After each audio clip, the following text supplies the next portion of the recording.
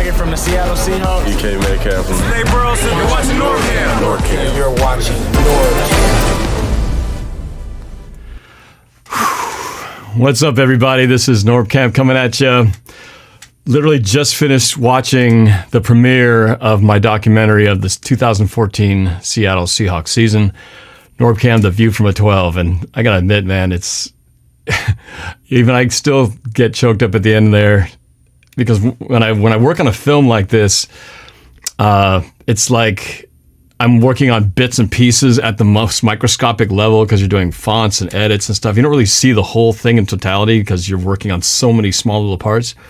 But then when I have a moment like this to sit back, watch it from start to finish, knowing everybody else is watching at the same time, man, it's like, you know, it's hard not to get emotional. Even though I've seen this a million times, but it still gets to me. It still gets me. So welcome to my Q&A fan reaction to my 2014 Seahawks documentary, NorbCam, The View from a 12. I hope you were able to jump over for those of you who are watching the show, I hope you were able to jump over and come over here to do a little discussion. This is kind of a new thing. I've never done this, where I had a movie premiere or a show premiere and then have like a Q&A reaction afterwards. So it's kind of cool that it's actually working here. Wow, Ben Ned with a huge super chat. $50. Thanks for the awesome film, NorbCam. Thanks, 12s, for going through all of this. Thanks to all the subscribers, Norb. Thanks again for all the hard work. Go Hawks. Wow, Ben Ned. Thank you. That's one of the biggest super chats I think I've ever gotten. Thank you so much. It means a lot. It means a lot. This was a labor of love. You know, as I said in my earlier videos, I put this out the year that, you know, after this, I put this together and aired it, premiered it in a theater before the 2015 season. And so, you know, it's been a long time since I've really watched it since that time. It really sat on the shelves for, several years. I really couldn't watch this, especially that ending. I stayed away from anything Super Bowl 49 for the longest time. But I appreciate that, the support. A Bandhead for the super chat. People were asking me, how are you able to show the footage? And so basically, as I move over here and put my little 12 light on display here, what's nice is now that the NFL has their own YouTube channel, back in 2014 when I first started doing this, they didn't have a YouTube channel, and so they were actually copyright striking YouTubers for showing plays. And so I had to take all my channels down that had the footage in it, or take down my videos that had the footage in it. So this time around, though, since then, the NFL now has a YouTube channel. So basically, as I've started to learn over the process, when you see all these people who show videos that have footage in it, basically the NFL just kind of goes, hey, okay, we'll take some of that. Thank you very much for using our footage. And so that's kind of what they did here. Essentially, by me putting it up here, I essentially relinquishing my rights to make any money off of this to the NFL. So the NFL makes their money off of the playbacks of this video. So if this documentary blows up, it goes huge. Well, just know that all those views are going to help pad the NFL's YouTube channel. That's kind of how it works. So I appreciate you guys putting a little something in here. That really is much appreciated. I did spend a lot of work having to re-edit this. I remastered this so that I could put the footage in there, really just to make it a better show. I knew that this would be much more enjoyable to watch if you could see the plays actually happening instead of just watching my reactions, which is what you guys are kind of used to. But I figured that was well worth the toss, the trade-off. If you're curious, the difference, though, is that I can't do this on live streams, which is the reason I don't show footage, because as you may have seen, for those of you who saw my video of the Beastquake, I was pulling up the old Beastquake videos and I put the NFL footage on my live stream, and pretty much like 2 minutes in, YouTube shut it down. It was like, copyrighted material, shut it off. So you cannot put footage in a live stream, just in case you're curious. Anthony D says, NorbCam, awesome movie, bud. Since I'm writing a new song for my movie, by the way, want to lend your vocals when I start recording it? Go Hawks, bud. We'll see how it goes, man. Write the song just like the script. Show me what you got, and I'll take a look at it and see how it all plays out, man. But more power to you. I love the fact that you're inspired to keep doing your thing. All right, so as I said I would do, this is like I've been to several movie premieres that I've worked on, either my own movie or movies that I've worked on. And what's cool about it is, you show the movie in the theater, the lights come up, curtains come up and all that, and then the filmmaker gets to go to the front of the stage and then just take questions from the audience. So that's kind of what this is. This is just a real raw sort of, I just want to hear your questions, comments, whatever. And I'm taking them two ways. You can do it either on Discord, which is down below, also in the link. You can also dial that number right there, 515-606-5121, and then enter the code 696153, and you can get into the conversation as well. And I'll just try to get through as many as I can. So we'll see how this goes. Oop, I can hear myself. I hear myself. All right, so let's start here. Oh, I got my dad calling in. There's my dad. I got to bring my dad into this. Hold on a second. Hold on. I've never had my dad call in the show. This is pretty cool. Hey, Dad. Oh, Kuya Bert. Can you hear me? What's happening here? I can't let this fail with my dad on the line here. Make sure this is working. Oh boy. Kuya Bert, are you there? Yeah. Oh, there he is. Oh, I got it. Wait, here we go. Hey, Dad. Yeah. Hey, were you watching? No. Were you watching? I'm watching. Okay. Turn your volume down a little bit because it's kind of loud in the background. Yeah. Tell him that his voice is doubling. It's echoing. Oh, who, me? It's echoing. You mean my voice? Yes. Yeah. Yeah. Oh. It's repeating, no? It's repeating. Oh, okay. Yeah. When you say something, then it repeats. Please check it out. Really? Okay.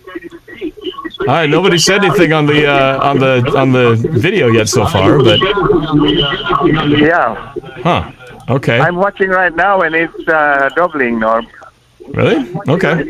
Anybody else having issues? You're talking about on the YouTube stream? I just wanted him to know that. Okay. All right. All right. Thanks a lot. All right. Thanks for watching, Dad. Okay. All right. Sorry. Okay. Okay, All right. Well, my dad was just checking in to make sure everything was okay. But isn't that nice though? Nice though. My dad's watching. Everybody says my stream is fine, so maybe my dad's got two browsers going on. It's probably what it is. Anyway. Coach March, only Norb's dad can call and tell Norb what to do. Dad looking after me. All right, let's go into, again, just jump in on Discord or with the phone call. I'm going to go actually to another phone line here from Ryan, Michigan, I believe. Hey, you're on with NorbCam. Who's this? Oh, one more time. Hello there. Hello. Hi, who's this and where are you from? This is Ryan from Michigan. It is Ryan from Michigan. All right, Ryan from Michigan. Good. Oh, it's been a while. I haven't heard from you in a while. How you doing? Good. I got me a DK Metcalf jersey for Christmas. Hey, all right. That's a good choice. Hopefully, I think he's going to be great. I have a question for No, yeah. I got a question for you. What's your who do you think is going to be after Russell Wilson's out for quarterback for the Seahawks? Who's replacing him? Who's replacing Russell Wilson at quarterback? Is that what you just said? After he retires. After he retires, we're looking a long ways down the line here. I mean, I'm counting on Russell Wilson to be playing to at least close to 40 years old. So whoever that's going to be is probably going to be some quarterback who's still in elementary school right now. Russell Wilson's 32? If he retires in 8 years, that'll be a quarterback who's like 21, 22, so someone who's in middle school, hopefully right now. Some great quarterback that we don't know of yet, who's yet to be discovered, is playing some football, and someday he's going to replace Russell Wilson. So that's what I'm hoping. It's going to be a long time from now. My next question is, what position do you think we need to assess in the draft? Oh, needs in the draft, man, that's a tough one. I got to confess, I'm not a huge follower of college ball, so I don't know all the talent that's out there. I'm not going to try to pretend to be one, but... and I thank you for the call, Ryan. Appreciate it, man. All I know is what we need, and I feel like I'm assuming that we're not going to get Chris Carson, so I feel like we're going to probably have to get a running back to help beef up. Because I don't know if I feel like we've got the long-term solution, and maybe we won't have a long-term solution. Maybe it's going to be running back by committee, but I still feel like we need that next guy who can be the next Chris Carson type. Always looking for another lineman. We definitely need to beef up the left guard position of all the linemen for sure. That's been the weakest link in there. And then, man. Cornerback, I just don't know if Shaquille Griffin's going to be back next year. He's one of those guys that could be a cap casualty. So I still feel like, the cornerback and, D-line, can always use more D-linemen. So there you go. Those are my top needs. All right, so I'm going to go to the Super Chat. Let's go to, where do you want to start here? Let's go to Andrew. I think Andrew came in late, though, but we'll try going to Andrew. Andrew, welcome to the show, man. How you doing? What's going on? Go Hawks. You were able to watch some of the show, right? I saw that you didn't catch the beginning? Yeah, I've had a busy day, so I came in right at the end, right around the NFC Championship miracle. Oh, okay. The good part of the year. Yeah, I'll rewatch it later. Yeah. Do you have a question or anything? Oh, yeah. You just mentioned that you aren't a big follower of the draft, but lucky for you, you just chimed in a draft expert. Oh yeah, well I remember at last year's draft, you and I were on the screen doing a lot of talking about it. So I'm sure we'll probably collaborate again on that. Do you want to give me the quick elevator pitch version of what you think the Seahawks need to do this season? Yeah, sure.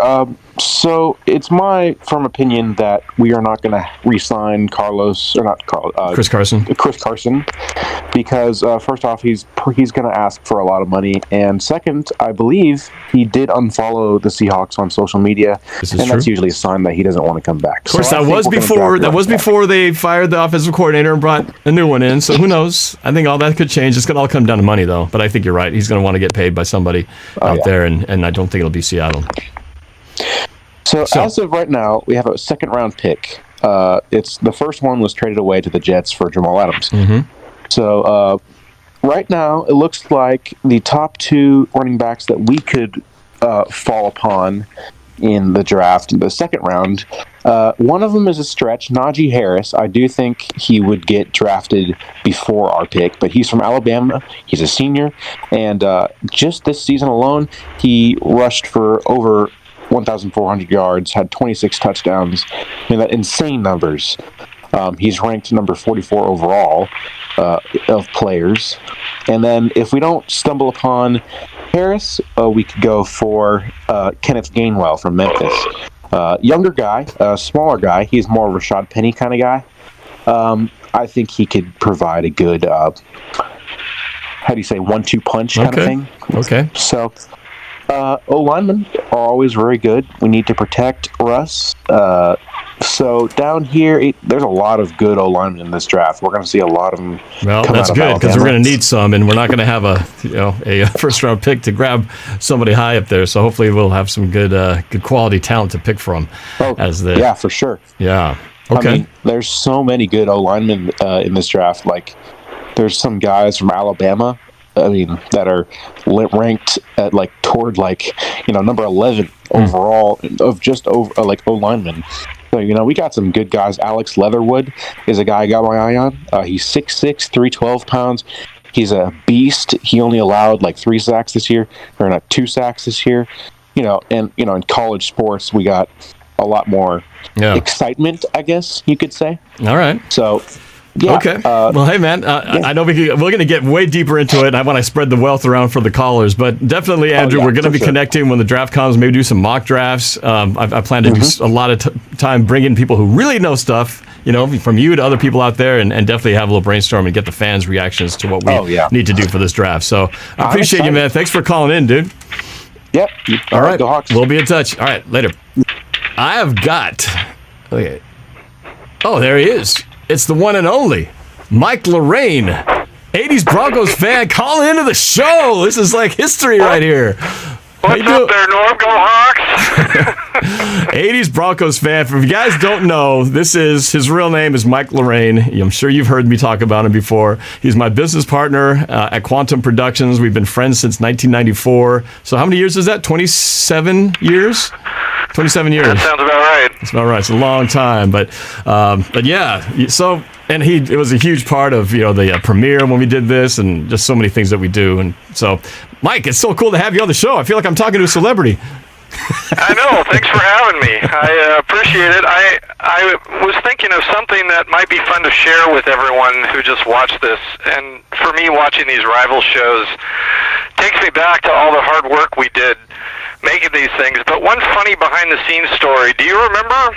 I'm not going to say where we filmed the bathroom scene. It was just a friend of ours that had access to a corporate bathroom where he worked, and we could only film there late at night, all night. So we got there around 9 p.m. and we went till 7, 8 in the morning. But what I remember is, do you remember that when we were doing the second one that there was an issue with the security manager who stayed late, and so we're all sitting in the car, and we're not sure if we can even get in there? Oh, yeah, I forgot about that. That's right.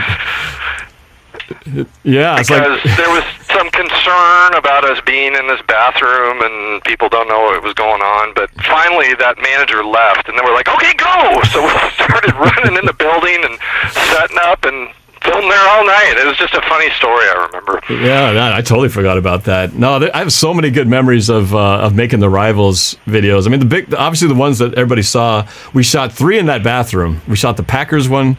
We shot the Broncos one with you, and then the third one was the Super Bowl 49 one with all 3, with Dino as a Cardinals fan, you as a 80s Broncos fan, and then Trevor coming back again.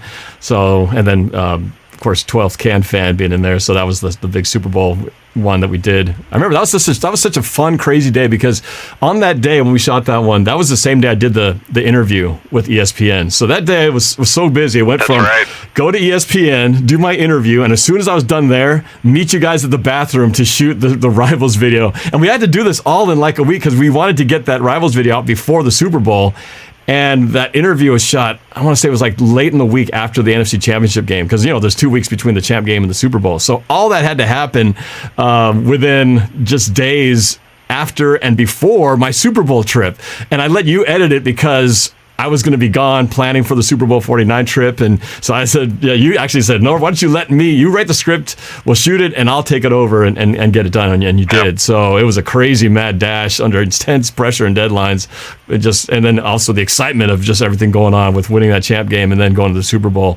One of the best 2 weeks of my life, to be honest. It was crazy, not much sleep, but the fun of going to Arizona. I mean, that place was so much fun, packed with, as you saw in the video, so many Seahawks fans everywhere. And you knew we were going to have the home field advantage, at least in the city, because, Arizona is so close to proximity to Seattle that there's so many people already who come down to Arizona anyway. So it was a fun time, as you can tell. That's just a fraction of the footage and times that we had over there. But it ended differently, would have been so different, but it still was great memories. Still great memories. And what I will say, it truly was a treat to edit that piece. I remember the craziness, and I enjoyed every minute of putting that together, and it was fun to kind of do my own spin on picking out the music. And I still don't think many people realize that 12th Can fan comes out of the women's bathroom. I remember that was an idea I had. Yeah. And it's just so quick. It's so I think fast. most people miss it, but I always thought that was funny that he comes out and says the men's room was full, meaning because we're all in there fighting. Right. Yeah, we had to condense it. Obviously, you didn't see the whole thing. We had to I had to cut it down and make it fit within the context of this documentary. But so a lot of things were left to the side. But yeah, it was fun doing the whole Deflategate jokes and all that kind of stuff. And then I think at the end, didn't we have Mark Collins come in the end and say, "Oh man, something stinks in here," or something? Yeah, so he actually made a cameo. If you watch the original on the channel, you'll see a cameo appearance by Mark Collins at the very end of the video. So it was an all-star cast. Yeah, but when you do that scream, I remember you said, we got to get this on the first take because I don't know if I can do the scream again. Yeah. And plus, I didn't want to kill my voice. I need to save it for later in the week when we went to go play the Super Bowl. Yep. But yeah, I was already raw from screaming at the champ game. And then, when I screamed that thing, I mean, it was like, I went, sizzle the vocal cords. Here we go. Don't let this be distorted. We got to get this right. And it turned out good. So, yeah. Good memories. Yeah, thanks for let me just join the chat here in the celebration of this great film you put together. Appreciate it, and there were some really touching moments in there. Nice sequences you put together of all the fans, and I enjoyed watching that again. It's just great to see so many awesome people out there that love the Seahawks, and you always are great about really showcasing them in the videos as well as you and us, that are doing the fun stuff. Yeah. Well, I do hope we'll get another chance again. We've been to 2. I've made some great videos and friends and experiences of being at those 2, and I'm hoping in my lifetime we got to get back there again. So hopefully we're able to. It's just been just a little bit short every year. So we'll see what happens next year. I truly believe that will happen. Just a matter of time. Yep, who knows? Maybe it'll be Seahawks Broncos again someday. Then we'd have the ultimate rivals. In a way, I hope so, because we could have a blast with that. They would have the ultimate rivals rematch. You and I might be old, senior citizens by then, but hopefully sooner than that, because it won't be as exciting. John! Well, and I will just say to all of you that are listening, if you wonder why, I was born in Denver, and when it came time and I was old enough to pick a team, my parents said, you should root for a team. And I'm like, okay, who? And they said, well, how about the Broncos, because you were born there. Now, at that point, there were no Seahawks. Right. So that's why I picked the Broncos, and believe me, I got crap for it my whole life. Once the Seahawks came around, I was the whipping boy in my hometown for pretty much everybody. And but when they changed that logo and got rid of that D with the Bronco coming out of it, I was out. They changed the colors. The Orange Crush was gone to me. They took away my Broncos, and so I am happy to be a Seahawks fan, and I've never looked back since. So now I can... That's why I love my character, because I am the 80s Broncos fan, but I'm not the 00's Broncos fan. So that answered the question. Somebody asked, is he really a Broncos fan? Well, now you know the story. He was a Broncos fan. I know the story. And he really was an 80s Broncos fan, and now he's no longer an 80s Broncos fan. And that's why I love my trash can. Relic from you. We salvaged that relic from the 80s, and you kept it. I remember that thing was nasty inside. You brought that thing out. I was like, ugh, what do you got growing in the bottom of this thing? This thing's gnarly. Then you had to put it on your head. Who would have thought that can would have such a great life story? I mean, it was in my room growing up, and now it's become one of the best movie props of Rivals. Well, we used it in the first Rivals. We used it in the Super Bowl Rivals. We used it again in the Rivals bench talking trash thing. We used it again in the GTA Rivals of 2015, and then we used it again. Did we use it again somewhere? I think I'm forgetting one. Maybe that was it. No, we used it again. Well, we used it at the one where you and I were on the bench. Well, I said that one, because I was taking a dump in it. But then there was another one when we did the 49er thing, and then and Vanessa gets taken hostage and come to your house, and you're holding it. I don't think people notice it, but you're holding it under your arm. So it's appeared in like 5 different videos. Right. So it's pretty awesome. Yeah, if 80s Broncos fan shows up again, he will always have that can under his arm and the John Elway card in his hand. That is guaranteed. That is how it goes. Yep, that's good memories. Hopefully we'll get to make some more, because it's been a while since I've done a real elaborate Rivals. I'd love to do one again someday. Well, just remember, here's a little bit of a secret to all the fans out there. There does exist a Rival script written by yours truly that does star. It stars a lot of people, and someday we hope to make that one. Yes, you're right. We do have a script. So, yes, I got to finish the one with the 49ers and Vanessa being taken hostage. I got to do it soon, because Vanessa might grow up so much she'll look totally different than she did when she got inducted in the movie, because that was a year ago plus. So, yeah, man. All right, well, thanks for being on here, man. It was great to finally have you call in. It was awesome. Yep, congrats. It was awesome to watch that film again, and go Hawks! All right, go Hawks. There you go. That's 80s Broncos fan. So, good memories, good memories. All right, let's go to the Discord now, and let's talk to Well, this is good. Don't remind me of that game. Got to go with the creative titles.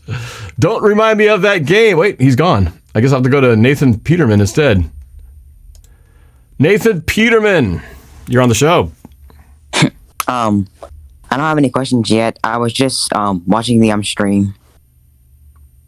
Oh, okay. You're watching this thing, or did you watch? Yes, you watched the movie. Did you watch my documentary? Yes, I did. Okay, but you don't have any questions. Yeah. Oh, okay. All right. Well, if you do, I'll come back at you. Let's go to somebody who does have a question here. How about Darth Maul, one of the favorite villains in one of the worst Star Wars movies? Darth Maul. Darth Maul, you there? Hello, Darth Maul. All right, swing and a miss. Let's go to Andrew. Andrew Paul. Andrew Paul. Hello, Norb. Oh, yep. Hello, Andrew. Welcome to the show. How you doing, man? We talked after the Bills game, I think. I remember your Bills icon on your Discord identity there. So, did you watch my documentary? Yeah, I did. Yeah. It was pretty cool. We're all fans. You know, I'm a Packers fan, and but you have a lot of fans from different NFL teams. So wait a minute. You say you're a Packers fan? I thought you were a Bills fan. No, we talked during the Bills-Chiefs game. Oh, okay, got it. Because I thought the image on your thing was a Bills. Isn't that you're a Nathan Peterman? Isn't that a Bills guy? No, that's not Nathan Peterman. I'm Andrew Paul 123. Oh, okay. All right. I'm confused. Oh, I'm sorry. I'm looking. My bad. I got confused. All right. Never mind. I'm figuring out. I got all confused. All right. Well, anyway, what was your do you have any questions or reactions or thoughts after watching that? I mean, how hard is that for you to watch that game? I mean, man, you've had you've had lots of heartbreak, man. You've been to how many of these NFC championships now? You're 1-4 now, right? 4. That sucks. Yeah. I mean, for us, we've been to I think every NFC championship game or championship game, at least in the last decade plus, we've made it to the Super Bowl. You got one ring to show for it, and that's got to be tough, man. Yeah. Well, same with you guys, but you have one ring. Yeah. Well, they both have the same number of rings. Yeah, but you've had just more chances. I'm just curious. Obviously the focal point of that season was that miracle comeback against the Packers. What was your experience with that? Watching that game, I assume you were watching it. How did that hit you when you watched that game unfold? At 5 minutes left, after the ball skips off Curse's arms into Burnett. It was Burnett, wasn't it, who got the interception? It looked like it was game over. God. No, I think it was Morgan Burnett, actually. I think it was Morgan Burnett.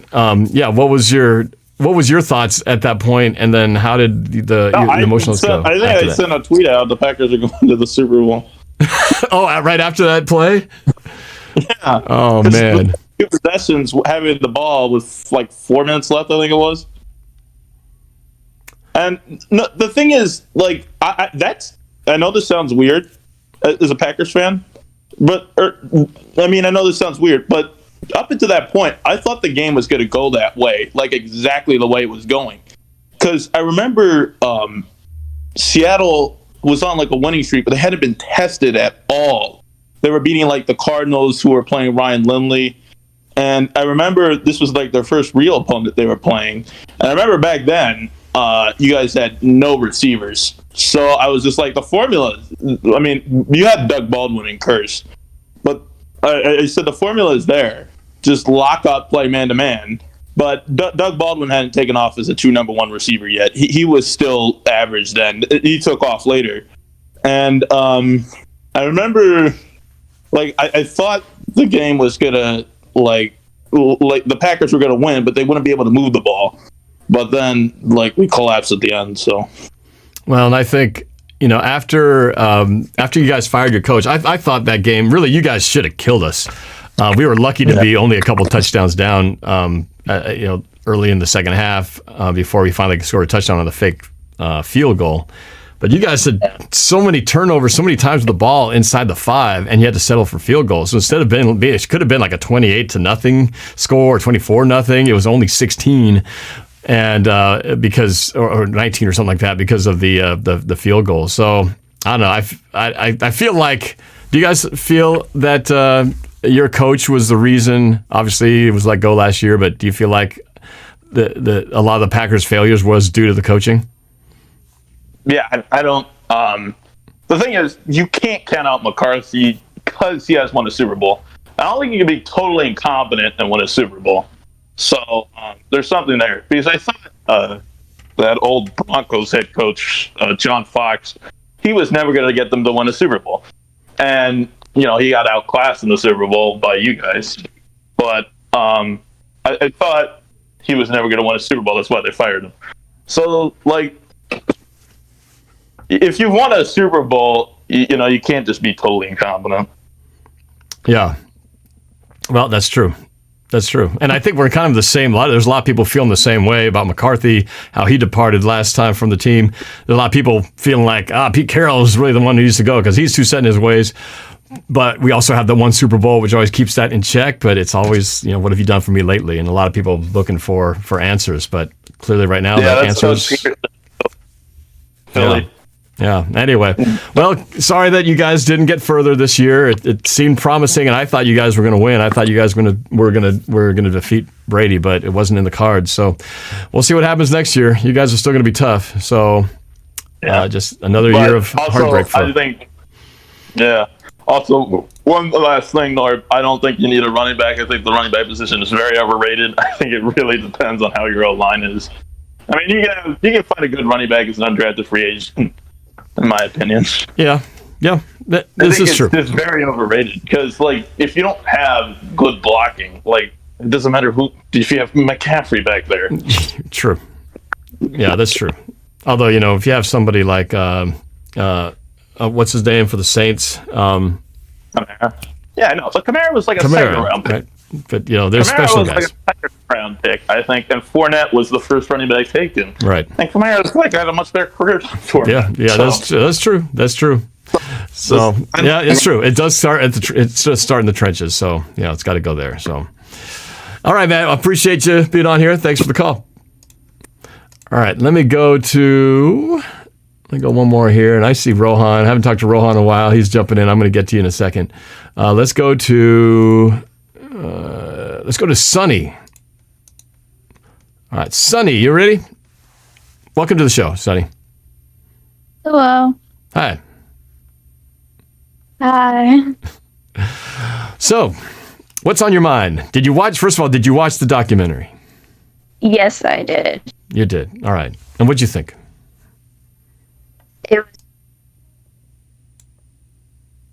I liked it. You liked it. How did it move you? Were you sad? Were you inspired? Were you feeling hopeful? What was your feeling kind of at the end of that? Because I know it was a sad ending, and nobody likes sad endings. But I was trying to make it hopeful, even though it ended on such a terrible note, right? Yeah, I mean, it was good to recap. Mm-hmm. What was your favorite part? Having watched the recap again, what was your favorite part of the season? Whether it be what I did in my videos or even just the season itself, as far as the Seahawks and the way their season went. What was your favorite part? I don't really have a favorite. I can't really think of one. Top one. It's a tough one to do. It's tough to pick one. I'd have to say though, the NFC Championship game will always be the greatest moment of that 2014 season for a lot of different reasons. Well, yeah. Any questions? Anything that you got in your mind before I move on to other callers? Question is, what was going through your head against the Seahawks and the Patriots at the last yard that we needed to win? Well, you kind of saw the video. The video sort of said it all, and then my little rant afterwards as I was walking off to the parking lot. I didn't even know where I was going. I was just walking, ended up getting lost, walked the wrong direction, so it took us 2 more hours to actually reconnect with our friends who we all drove in one car. It was terrible. But I was mad. I was pissed. I was actually holding back because I don't know if you saw in the video, you guys, but there was those two Patriots fans right in front of me where they kind of had almost like a little fight going on because there was Seahawks fans behind me, or those guys were going down. And I was trying to play peacekeeper, but there was a lot of trash talking going on back and forth, and I so badly wanted to celebrate, behind these guys. And when that interception happened, I held back on being too outward with my frustrations because I didn't want them to see how much it was killing me. You know what I mean? It was. I didn't want to give them the benefit of the seeing me suffer, but inside it was devastating. I mean, you can't get much closer than that. You don't get. I think maybe Falcons fans, maybe they could feel that and relate to that feeling, but theirs was more like a gradual. It was like an avalanche for Falcons fans. It was like, and then and like, oh no, really, and then it just became inevitable. Like, we're gonna lose this game. But for us, it was like, we're down. Okay, we're getting closer and closer, and oh my God, what the? And so then you felt like it's right there. It's. That's why I think ours is worse than the Falcons one. Really, from an emotional standpoint, it's harder for them because they have to look back and go 28-3. How did that happen? But theirs wasn't within like that one definitive moment where you go, all we had to do was that. That's the difference, I think. And that's what makes it so hard to know that two in a row, and how much the trajectory of the two teams, Seahawks and Patriots, went just totally different ways. If we had won that game, Russell Wilson has 2 Super Bowls, Brady only has 3, and he hasn't won one since the early 2000s. I mean, that's how long that story was. And then you have Deflategate hanging over his head from that season. I think his whole career changes at that point, and ours does too, in the sense that I think we get back to the Super Bowl, maybe even for a third one, if they win that game. And so it's not just the one game we lose, it's the ramifications down the line that kills you too, because it's a domino effect. And now Brady's got this, and he's in 10 Super Bowls, and I don't think that happens if we run the ball at the 1 yard line. He might be out this quiet career like, Brady was okay. He won 3 Super Bowls. That was good. He probably would have won a couple more, but it wouldn't have been quite the same run. It just was very different. Anyway, that's my thought on that. So thanks for the call. I appreciate it. Hi. Sonny, thanks for watching.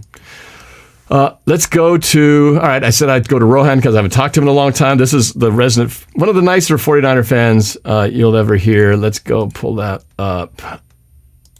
Yo, Norb. All participants are muted, and they can unmute themselves. There you go. Rohan, is this you? Yep. Welcome back, man. It's been a while. Yep, it has. It's been like 6 months or something since I last did a call in here. Something like that, yes. And I know you've been in some of the videos. I just haven't gotten to talk to you, but here we are. First question is, did you watch the documentary?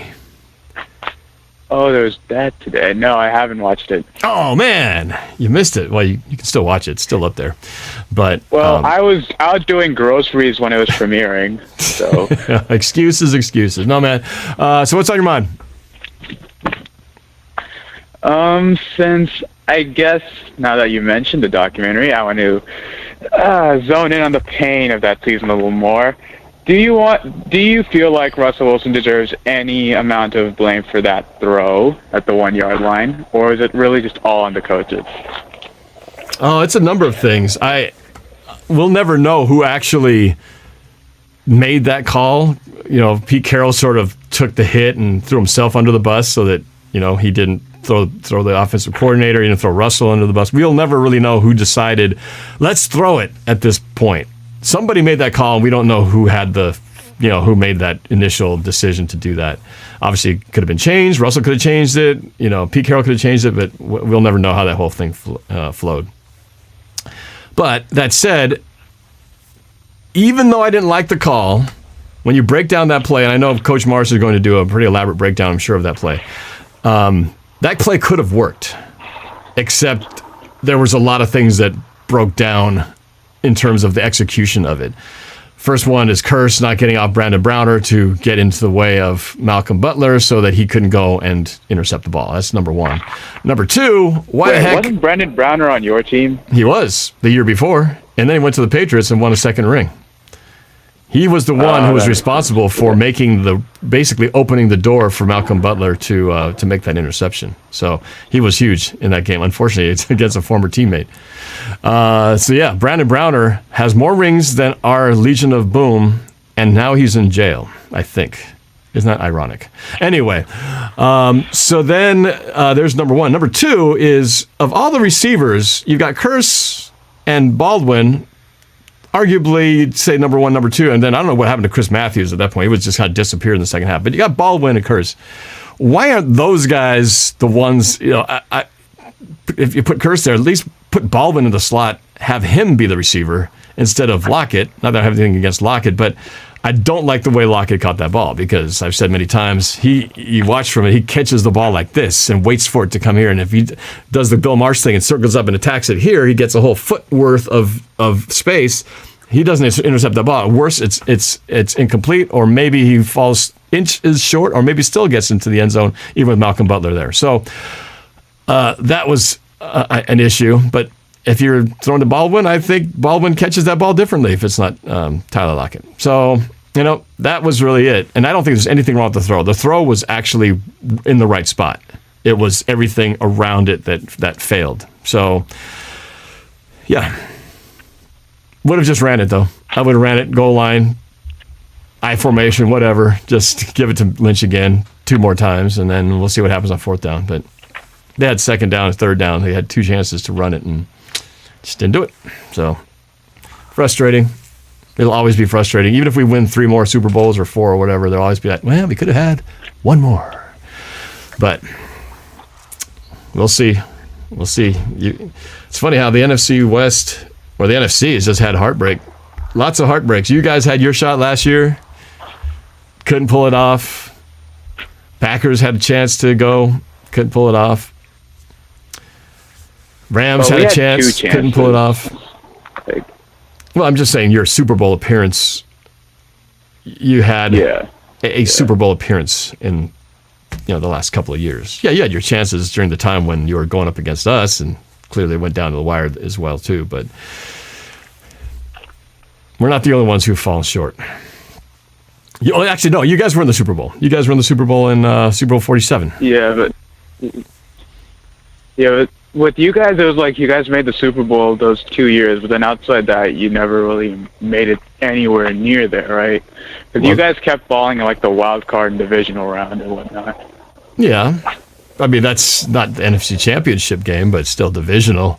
I mean, that's pretty good. I mean, what did the 49ers do after you guys lost to us? You guys went and disappeared for about 5 years until you finally resurfaced after they finally drafted some guys and had a decent coach and a okay quarterback. But, yeah, you guys had your 2 Super Bowl appearances in 47 and then in 54. So we both had 2 appearances. We've won 1, and you're 0 for 2. Mm-hmm.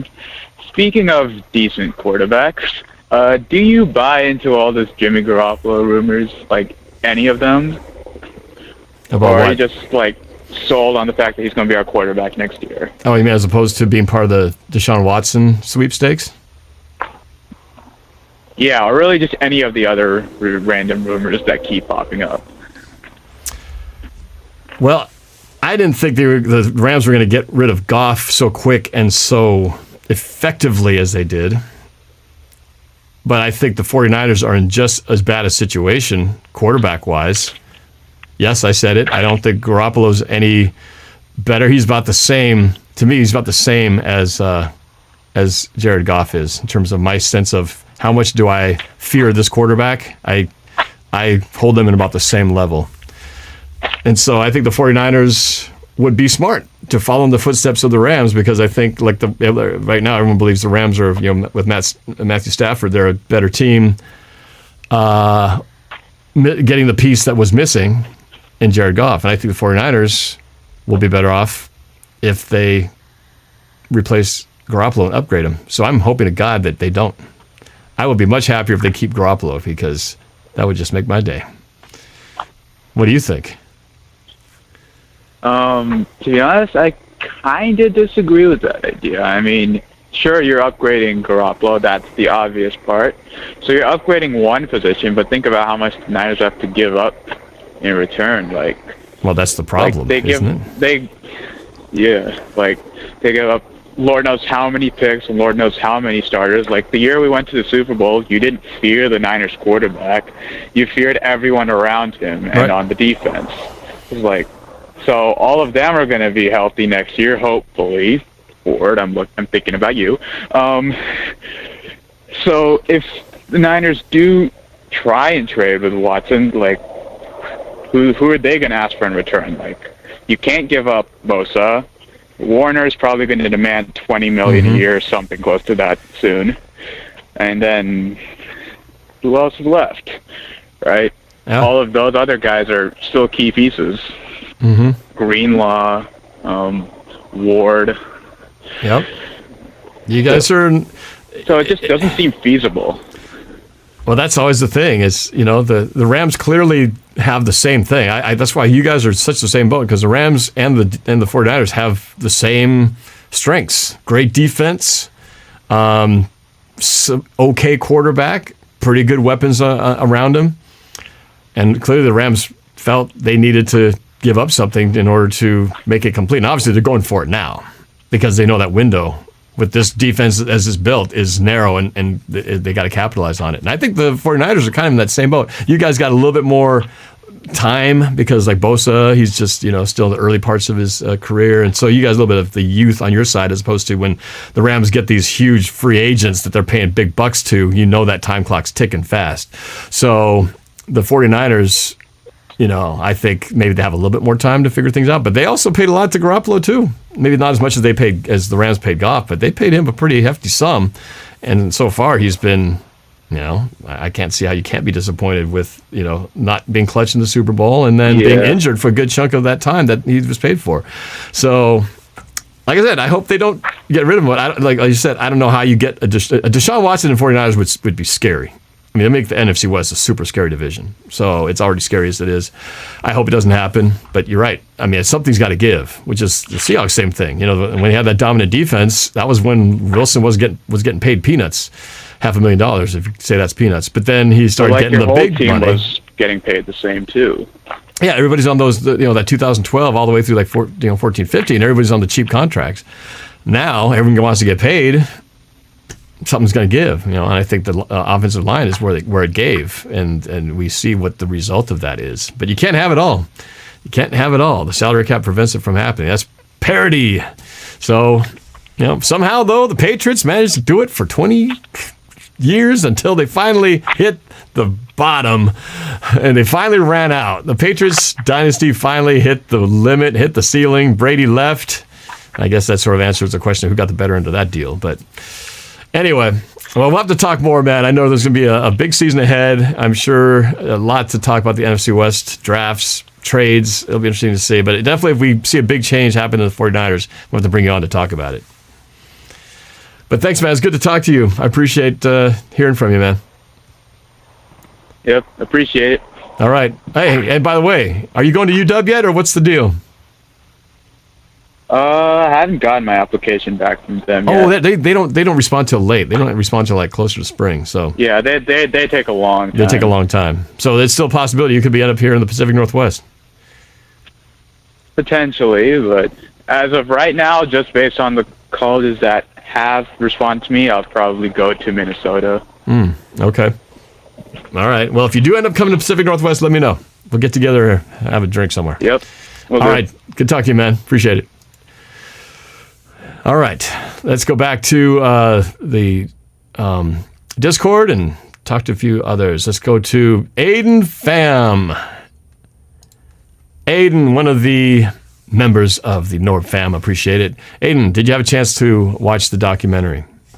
Yeah, I did get a chance to check it out. Great job on the documentary, Norb. I really enjoyed it. Just a recap of the 2014 season. It didn't end well, but I still enjoyed the documentary that you put together. Thank you. I appreciate it. Thank you for watching. So what's on your mind? You got questions, comments? What you got? The 2014 season, there was a couple of slumps. I really enjoyed seeing how great our defense and how efficient our offense played. I just wish we could still play at that same level now, because if we could fix our defense and get together everything on offense, I think we're a really good Super Bowl contender for next year. But man, I loved how good that defense was back then. It was good. And sadly, unfortunately, we were just so banged up at the end of the year. Unlike 2013 when we played the Broncos, we were like firing on all cylinders. We were in such solid shape. We had 2 lines deep of defensive line. We had everybody pretty healthy. We were banged up. I don't know if you guys remember, but in that Super Bowl 49, Chancellor had a torn meniscus or something.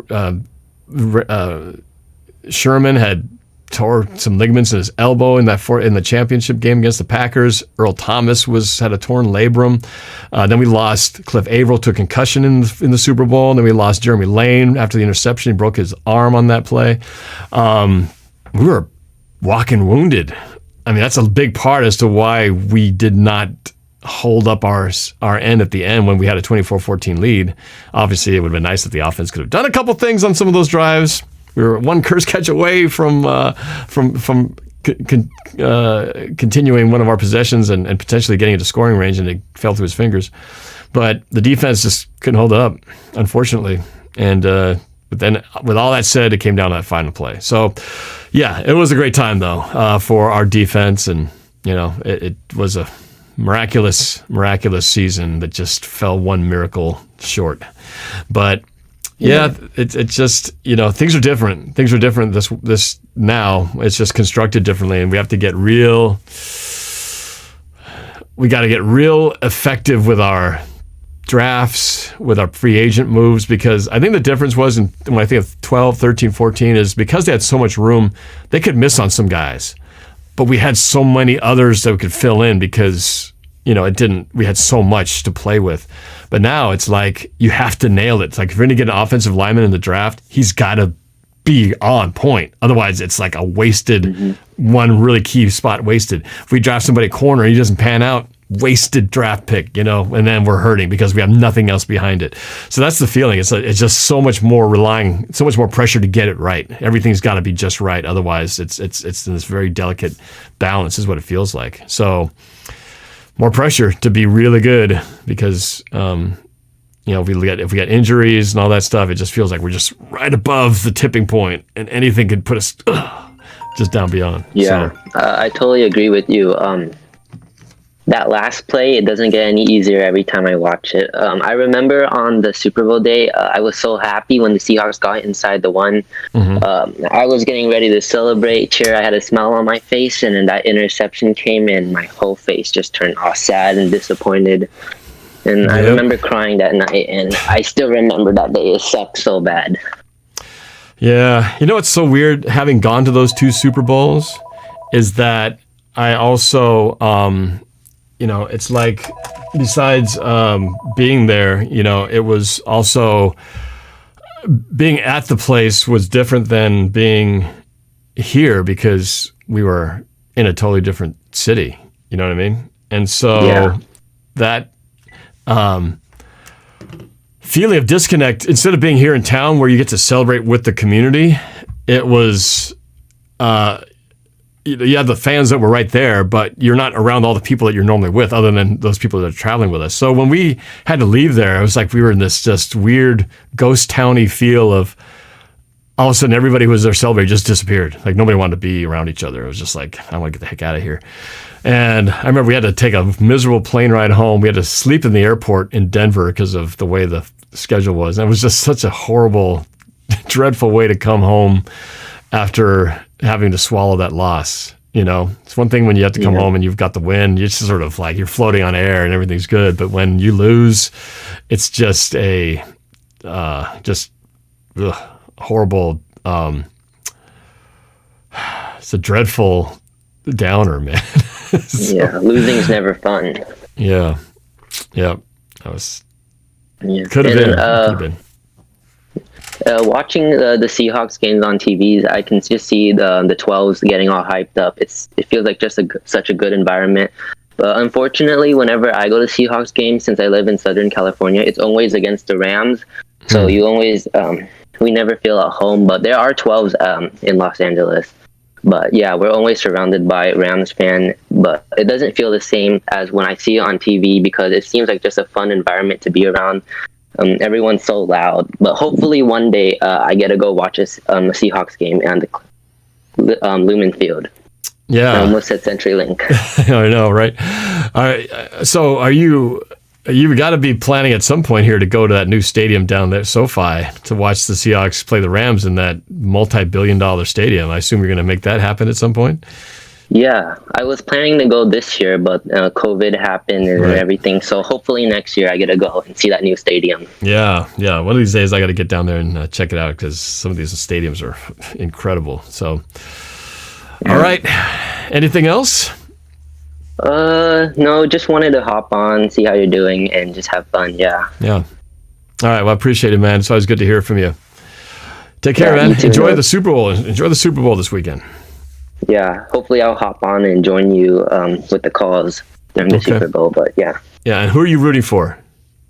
I picked the Bucks to win. I just don't know because I listened to the roundtable. Tom Brady, Patrick Mahomes. I just think that Tom Brady is going to outplay Patrick Mahomes, and I think that Bucks defense is pretty good. So I think the Buccaneers are going to beat the Chiefs this year. And is that what you want to have happen?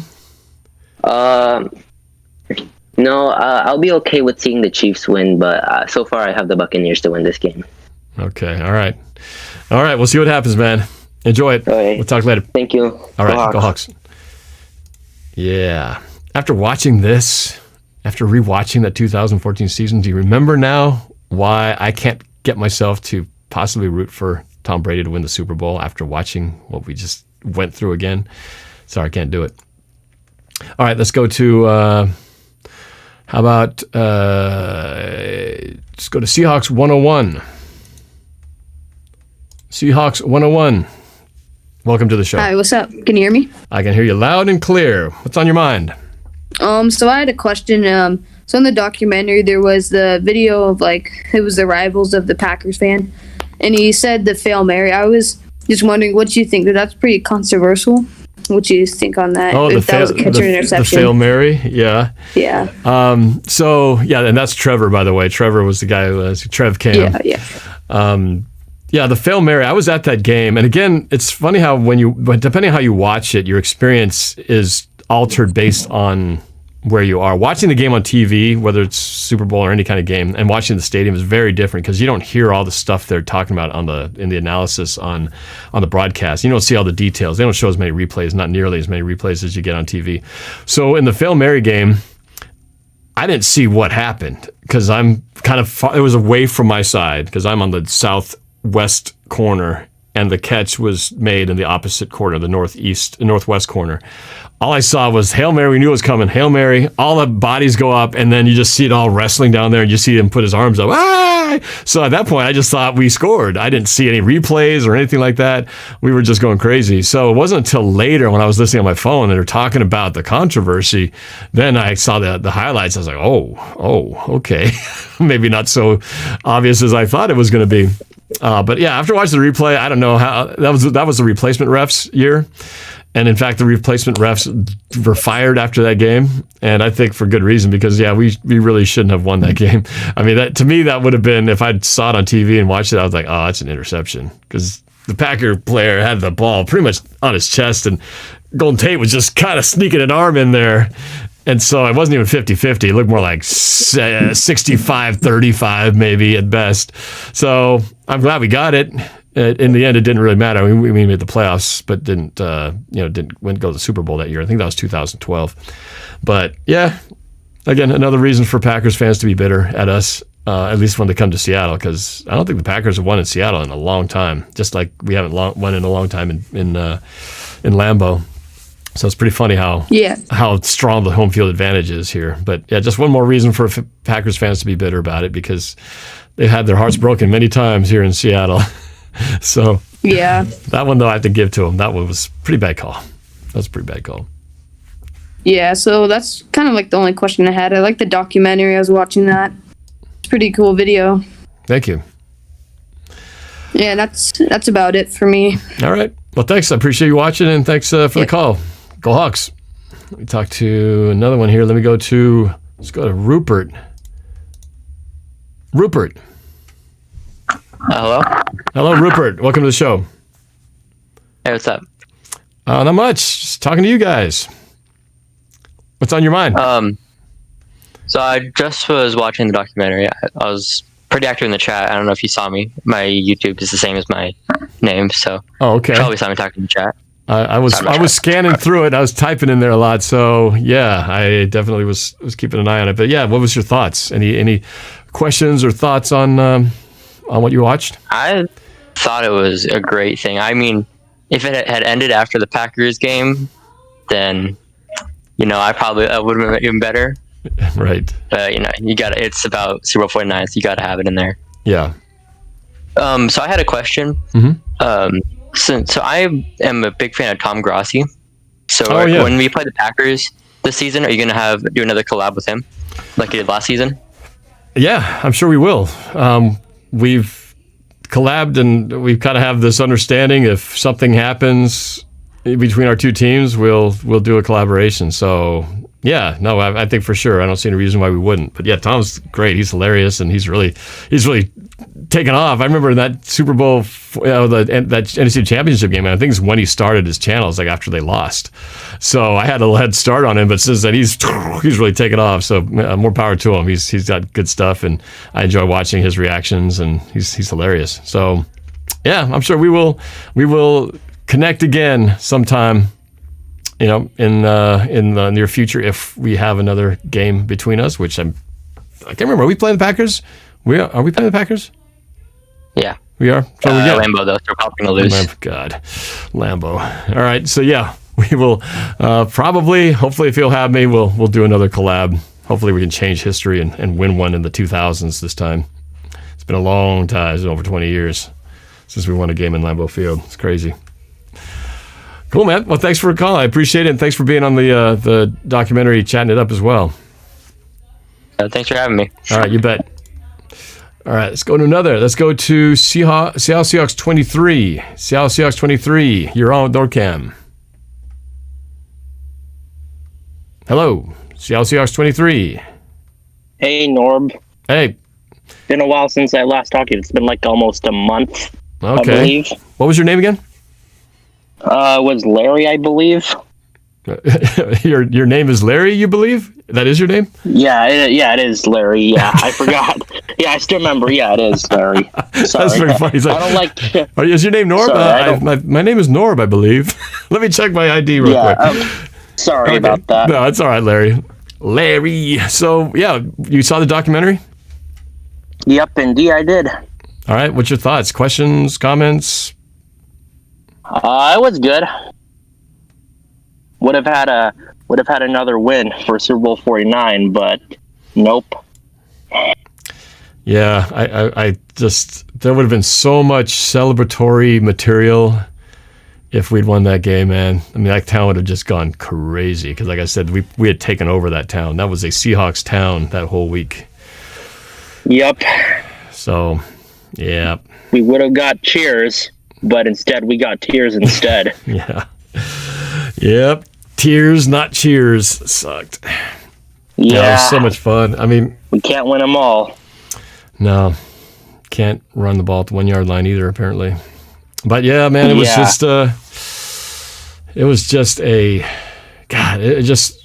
think so much about what could have been. I think that's the thing is what could have been if that had happened. I just imagine the possibilities. Another parade in Seattle, a home game to open up the season instead of being on the road. Yeah, 2 parades in a row. And 2 rings for this crew. I mean, dang. Yeah. It had to have been. And it would have kept in the pattern of 2 teams going back, or a team going back to back every decade. There was always one team that went back to back. That happened like 6 times. I think that happened twice. Well, in a row. It was the 80s with the Niners, 90s with the Cowboys, 2000s with the Patriots, and 2010s were supposed to be us. Wait, hold on. And it might be the Chiefs. Sunday. And then there'll always be that little gap where Seattle just didn't fill it in. Are you still there? Oh, this one. Hello? Oh, well, what's happening here? You still there? Sorry, I was. Yeah, I'm still here. I'm just got interrupted for some reason. Oh, well, suddenly it sounded like Spanish programming language entered into the thing. I was like, what's going on? Sorry about that. Channel? That's all right. Anything else? Nope. That was Hopefully it? we win next year.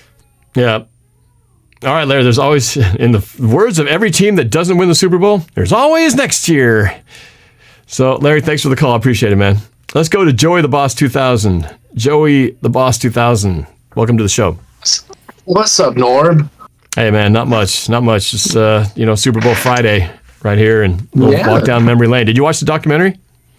I'm currently watching it. I'm about 15 minutes in. Oh, man, you got a long way to go. All right. You're catching up. But, yeah, I was there for a bit of it, but then I had to go do some stuff. All right. But I like the first part of it for the part I have been watching. I'm currently at the Broncos game, which that game brings back a lot of good memories. Super Bowl 49, on the other hand, we will not bring that up. Yeah, well, this was same with 40. Same. Yeah, same with 40. I don't know which is worse. Actually, 40 was just 40 was honestly, worse. 49 was more heartbreaking, but 40 was just more frustrating. Bad. It was bad ref ball. It was a bad game in general. I mean, we really didn't play very well throughout that. We had bad calls, and then when they finally did get it going, they just threw another flag just to shut any chance down of us playing. Steelers didn't play that great either. I mean, they kind of stunk it up for most of the games, except for a couple of big plays that one big run and then that was when we play. had that was when we had, I believe, was it Matt Hasselbeck at quarterback? It was Matt Hasselbeck, Sean Alexander, Jeremy Stevens. We had Jackson. We had a great offensive squad. It's just our defense wasn't the best. It wasn't the best, but it wasn't the worst. Yeah, we had a great offense. The problem now is, again, with kind of like Super Bowl 49, we had a whole bunch of injuries going into that Super Bowl. We had our secondaries decimated. We had a hole on defense.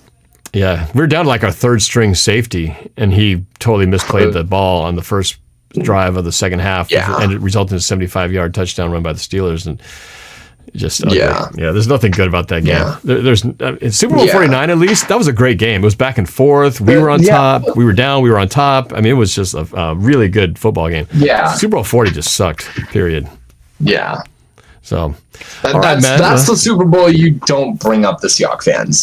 Yeah, I know. You don't bring up 40 to Seahawks fans. Yeah, right. You're asking for too much. Yes, Super Bowl 40, there's definitely an F word right there. Actually, it's funny, both 40 and 49 have the F word in it, so you can always just bring that up whenever somebody says 40 or 49. Yeah.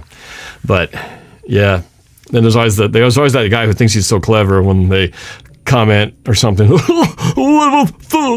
ball at the 1 yard line. They think you're so clever. Like we haven't heard that a million times before, pal. Anyway. Please. All right. Every Seahawks fan has been hearing it since 2014. Yeah, exactly. They come up with some new material. It's been 6 years. All right. Well, thanks for the call, man. Enjoy the rest of the show. Yeah. Put your comments in the documentary when you're finished, if there's anything you want to add to it. But I appreciate you being on here, man. Yeah. All right. Go Hawks.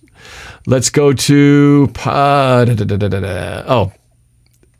Peterman, the guy who didn't talk the first time, now says he can talk. All right, Mr. Peterman, I hear you now. Yeah. So, I have two questions. So, the first one was, what was the most heartbreaking loss of in Seahawks history besides Super Bowl 40 and 49? And my second question was, what was your reaction when the Seahawks lost against the 49ers during that 1 yard play in 2019? Oh, last year. Or the year before now. Okay, first question. Which is the most disappointing loss outside of Super Bowl 49 or Super Bowl 40? As in in playoff and, regular season. Let's see. Well, I'd have to, got to go to the playoffs just because we've been to a lot of playoff games.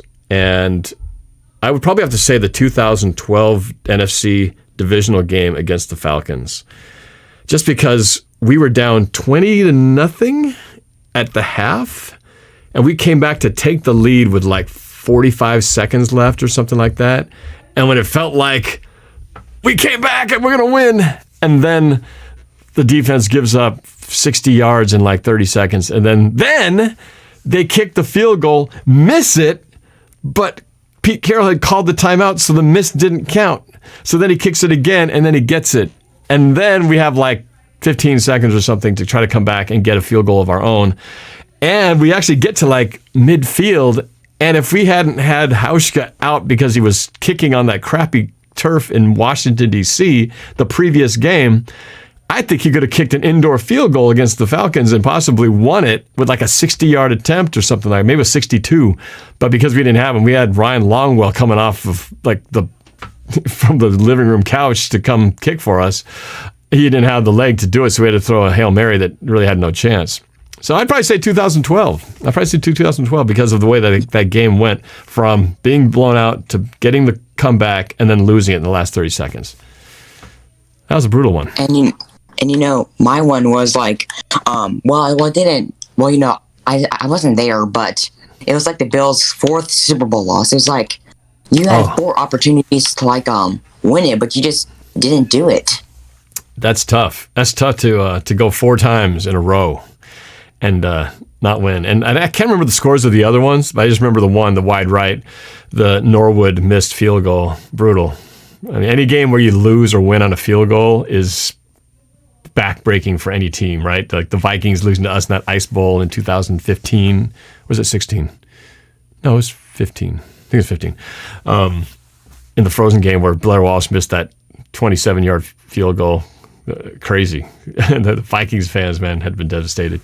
And we were elated, of course. So, yep, field goals are tough. So to answer your question, the other one, what did I think about the Super Bowl 49 game?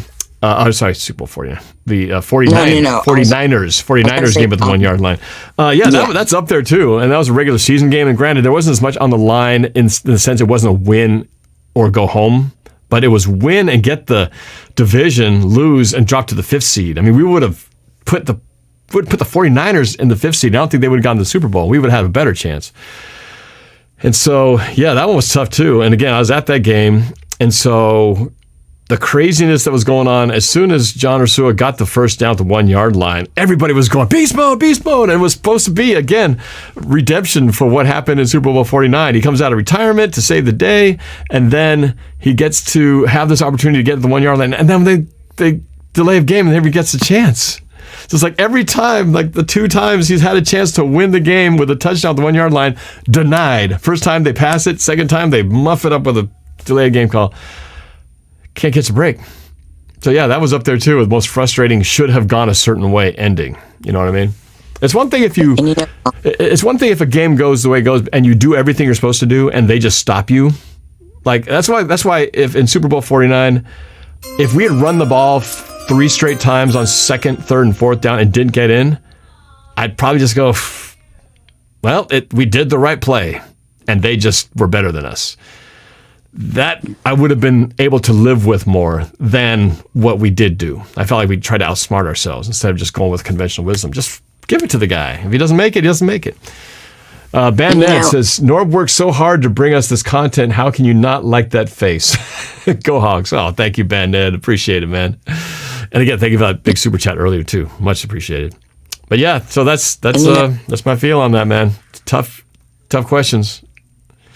And also Marshawn Lynch, I would say that he wasn't really fit for the off season. Like I guess you could say that he was sort of lazy, I guess, because he didn't really do anything. Yeah, he was not Super Bowl 49, the 2014, 2013 version of Marshawn Lynch for sure when he came out of retirement. But I also didn't think he was planning to. It was kind of the emergency bat signal. We need help. Come save us. So it was cool. But he did a few plays, but it wasn't like he was going to come back and become this new starting running back. He just had to because nobody else was alive except for Travis Homer. I think he was the only running back we had left. So could have been a great moment. I hate that when our moments get denied when it should have happened. Even though that my jaw dropped when he was going to sign with Seattle, I was like, he's coming out of retirement. Like, oh, it was cool. It was the perfect thing the town needed when we just got badly beaten by the Cardinals at home. I remember it was an ugly time of the season. It's like, oh my God, how terrible is this? And all of a sudden, Marshawn Lynch, Beast Mode's coming back. And everybody felt better. We all forgot about that game as soon as the news broke. And it was fun. It was exciting. And man, we could have beaten the Packers. I don't know if we would have beaten the 49ers given our condition, even if we had beaten the Packers, then playing the 49ers at home. I mean, they were, I don't know, we've been close. I mean, we played them close in that previous game, and we beat them, at home. So maybe we could have gone to the Super Bowl. And then it would have been tough slugging against the Chiefs in that game. They were pretty good. But that's why I don't think we're that far off. I don't think we're that far off. So we could be back again. All right, man. Thanks for the call. Appreciate it, man. Wow. Enjoy Super Bowl weekend. All right, a couple more left before we wrap this up. I appreciate you guys being on here, really. Thank you for just watching my documentary, and it was fun sharing that with all of you who are watching it at the same time. Let's go to Seahawks fan bringing up Super Bowl 40. Okay. Oh, wait, who am I on? Who's on here? I just clicked on somebody, they went away. I'm not sure who's on now. Oh, maybe not anybody. Let's try Pyrus27570. Pyrus27570, you're on NorbCam. Hey man, it's awesome to be on. I've been watching forever, and it's so cool to finally be on. Well, thank you. What's your name and where are you calling from? Kristyn. I'm from San Antonio. Kristyn from San Antonio. All right, welcome to the show, man. It's good to talk to you, Kristyn. What's on your mind today? You too, man. So I just got off of work. I was listening to your premiere the entire time, and it was really cool, man, because that Super Bowl, of course, hurt us all. I mean, as a fan base, it hurt us all. Yeah. And those ending words and everything about how the family and the times that you had during that season, it reminded me of why I became a Seahawks fan, because the year before when we went to the Super Bowl, I lived in Michigan for 17 years. I went over to my grandparents' house for the annual Super Bowl party. Mm-hmm. And she said, pick a team. And I wasn't into football back then, so I went Seahawks. And so they won. I was like, oh man, they won. I must be good luck. So I picked them. And I've been rolling with them. And I mean, the fact that my grandma kind of started that, and then seeing how the team is such a family has been really the reason why I stuck with them the entire time. Mm-hmm. I mean, Russ, Carroll, everybody in that team is just so amazing. And they care for everybody. I mean, when somebody goes down, they all take a knee and they all pray for whoever's hurt on the other team or our team. It's so cool to see that nowadays. You bring up a good point, and I think you mentioned the family aspect. I think they really did come together as one this year, even though, there was the whole thing about, how the offense kind of came down at the end and all that stuff, but they still... The thing that maybe not everybody's talking about, but the Seahawks were the only team in the NFL who didn't have a single COVID case.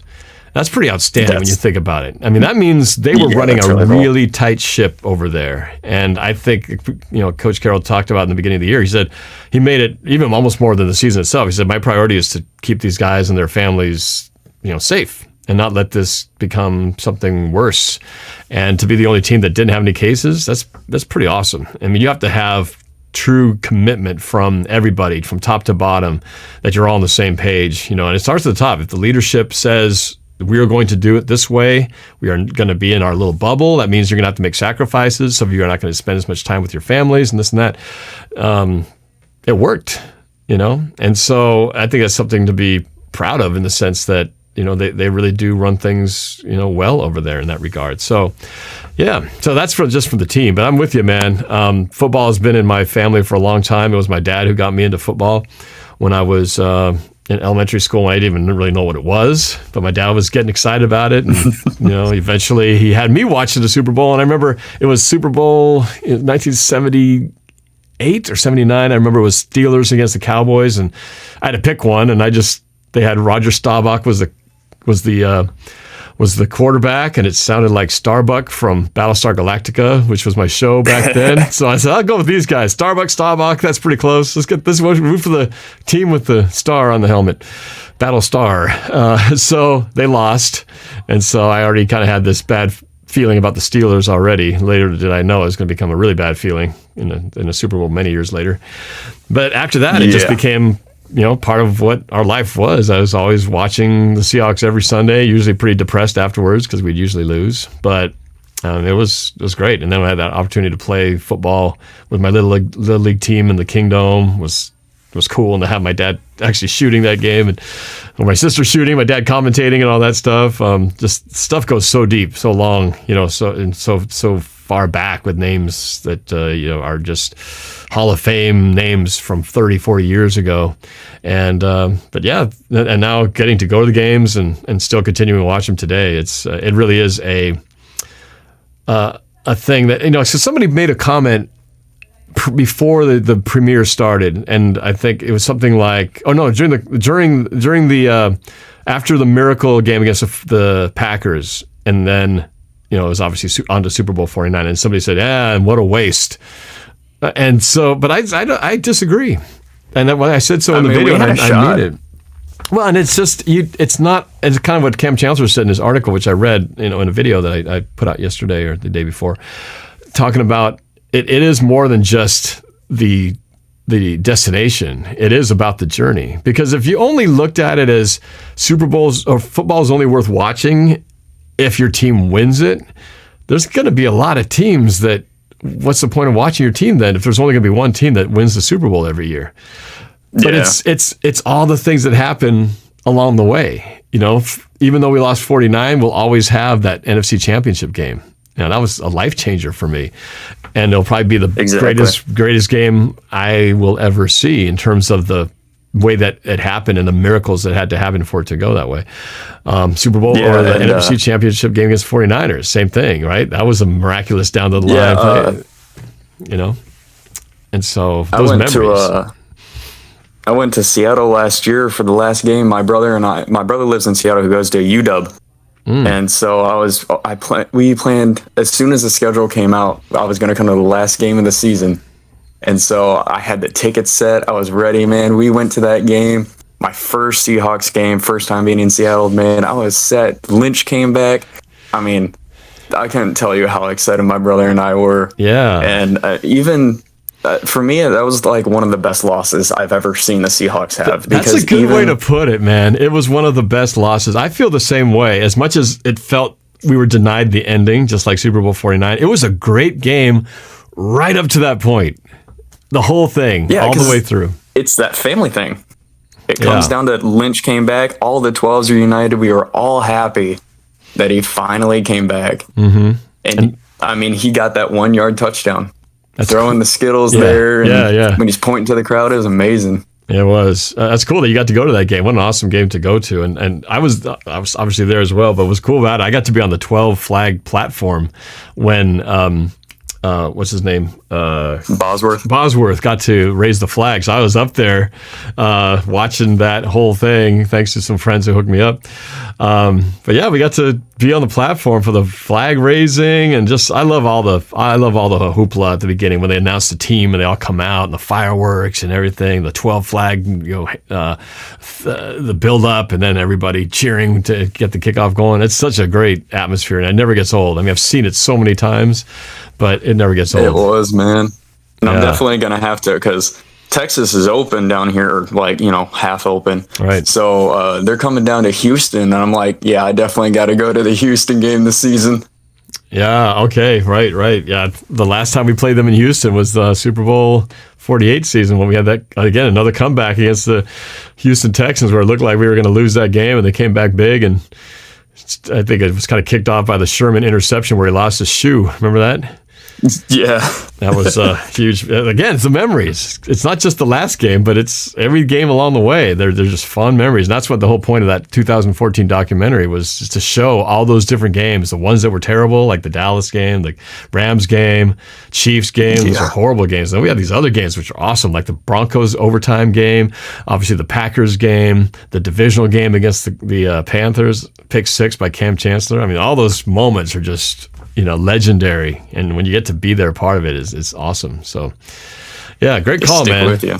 Yeah, great call. Well, hopefully you will get to see more Seahawks games and maybe even come back to Century Link Field one of these days not Century Link Field, Lumen Field.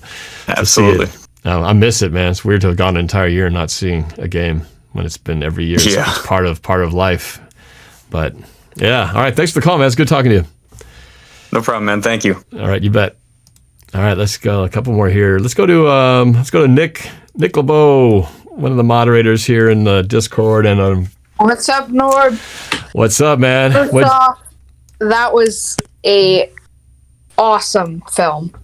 Thank you. Thank you so much for your hard work because it was just amazing. Even though the outcome was kind of a sad ending or disappointing ending, it was still a phenomenal film and really reflected how great of a season it really was, even though we didn't get that ultimate goal of Super Bowl. Yeah, I know. It's tough because I think most people they just think of 2014 and all they think of is the 1 yard line. But there was so much more than that. There really was more to that season, and so it's but we can't forget that every season has great moments that have to be remembered and celebrated. And you kind of remember when these moments happen, and you kind of get cemented in where you were, where you were at, who you were with. You don't forget those things, just in the same way when they get the horrible ones, you don't forget where you are and who you're with when they happen too. But that's kind of life, Totally. right? Life is full of those moments, and you just hope you have a few more good ones than bad ones. But I saw a comment here from Band Ned again. He said, Norb, your journey is epic. So epic, it is addicting to watch over and over again. Thanks for sharing, and I will pass along your passion. I appreciate that, man. Thank you. But yeah, that's why we watch sports, right?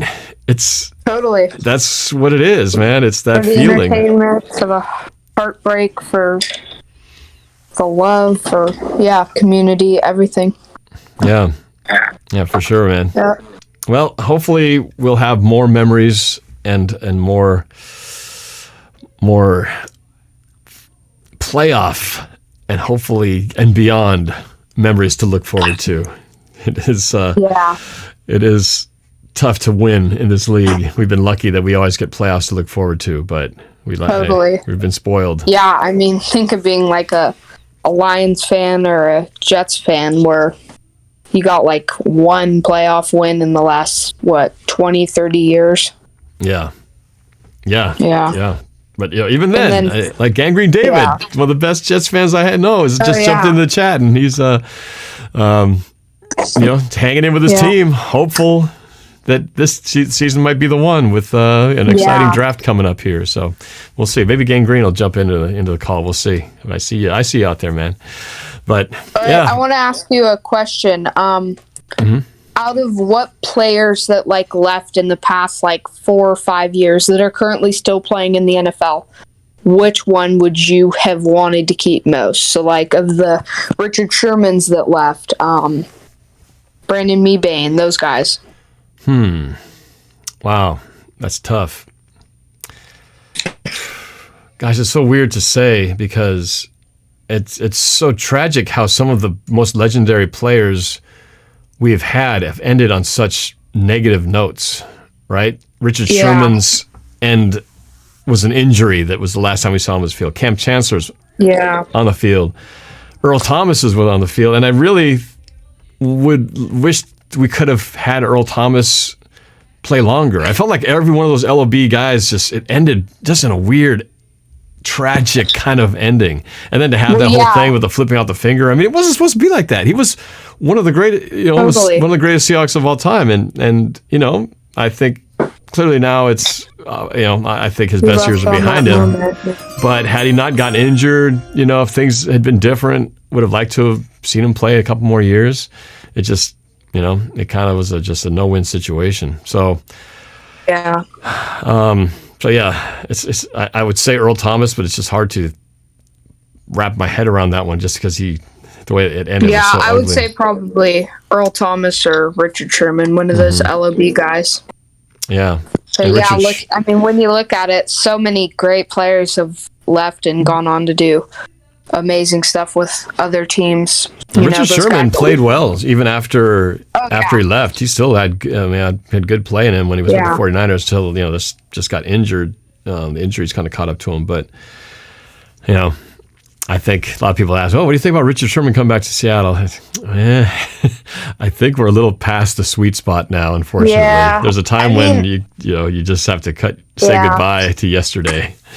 I mean, I'd do it if he wants to come back on like a 1 or 2 year deal that's more incentive based. But I'm not like paying him, throwing $10 mil to Richard Sherman. I wonder what that would be like. I wonder if that would have the same beast mode celebratory feel if Sherman got re-signed. I don't feel like it would be the same. I don't think it'd be the same, but I do feel like it'd be a lot. Knowing we'd have him for the entire season, the energy would get higher, Right. But the thing with Marshawn that was so cool was that last game of the season, we're already clinched the playoffs. We have a shot. We had the shot for the number 1 seed. In that game had everything fallen right. I think I know it was if the Packers lost, we won, and another team lost, we got it. And then that other team lost, and the Packers were down like 15 to Detroit in like the I know. It looked like it was going to happen. And it's like, back. they came back. They came back and But then won. we lost anyway, so it wouldn't have mattered. Yeah, But we did lose anyway, but it was just such an. Yeah. I was at the game, and it was like the energy was just phenomenal. It was crazy. Yeah, that was a Having good game. Marshawn Lynch back. Like our previous Yeah. caller, Larry, had said, it was one of the best losses we'd ever had. Oh, totally. But man, I just saw this. I saw this new Donnie Pearson's just mentioned that Christopher Plummer passed away today. I didn't even know that news. Christopher Plummer, if you guys don't know, famous in Sound of Music. Was most recently was in Knives Out. That's the last movie I saw him in. Wow. Wow. Yeah. And then let's see. A couple guys mentioned Frank Clark. Deader, Zilla Oh, Hawk, yeah, and Darren Frank Bales. Clark. That's a good one because he's still balling. I mean, That look at is him a now. good He's on the one. verge of a second. I mean, talk about things working out perfectly for him.